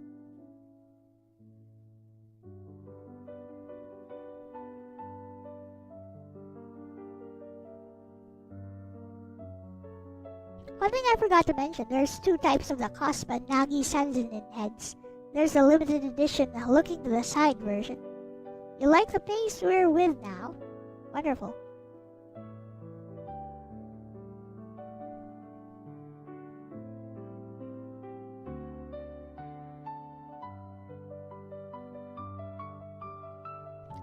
With that said, I may take a picture of Nagi here. Gotta put her shoes back on. I may take a picture of her in these clothes. She looks super cute here.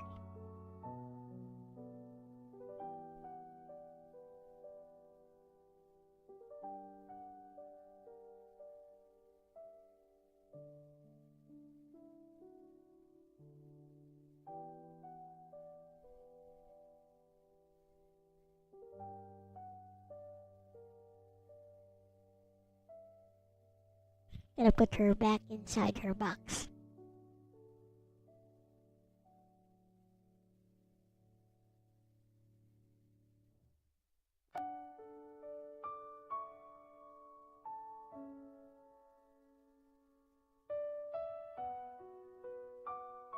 Okay, so with that said, thank you for participating today. I will label your works.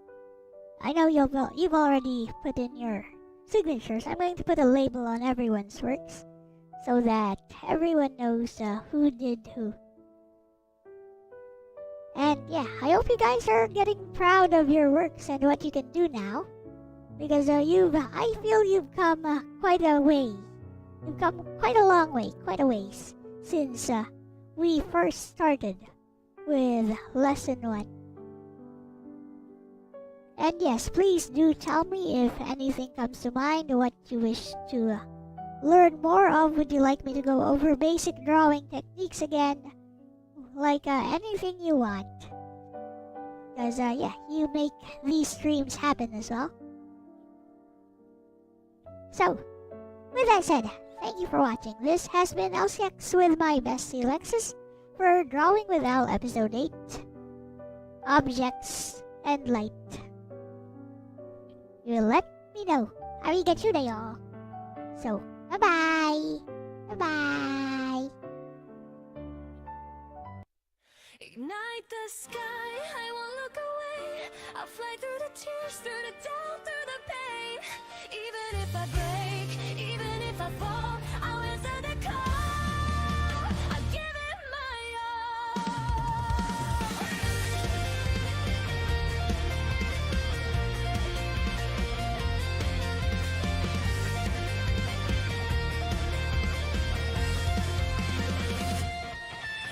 I'll wake to a world in motion, signals racing through the night.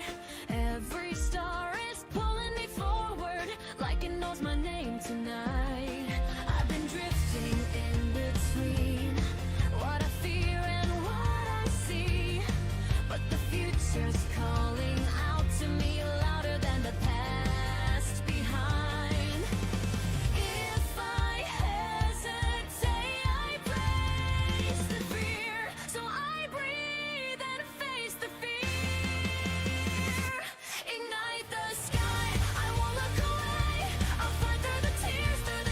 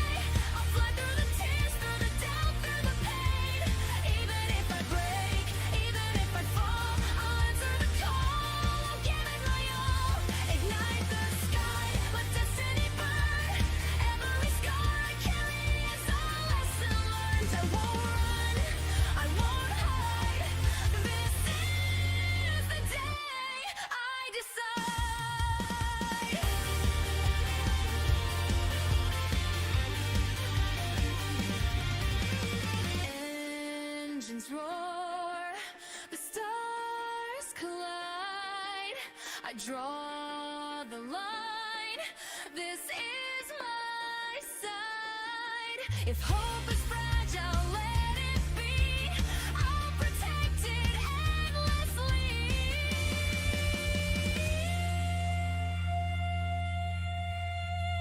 Ignite the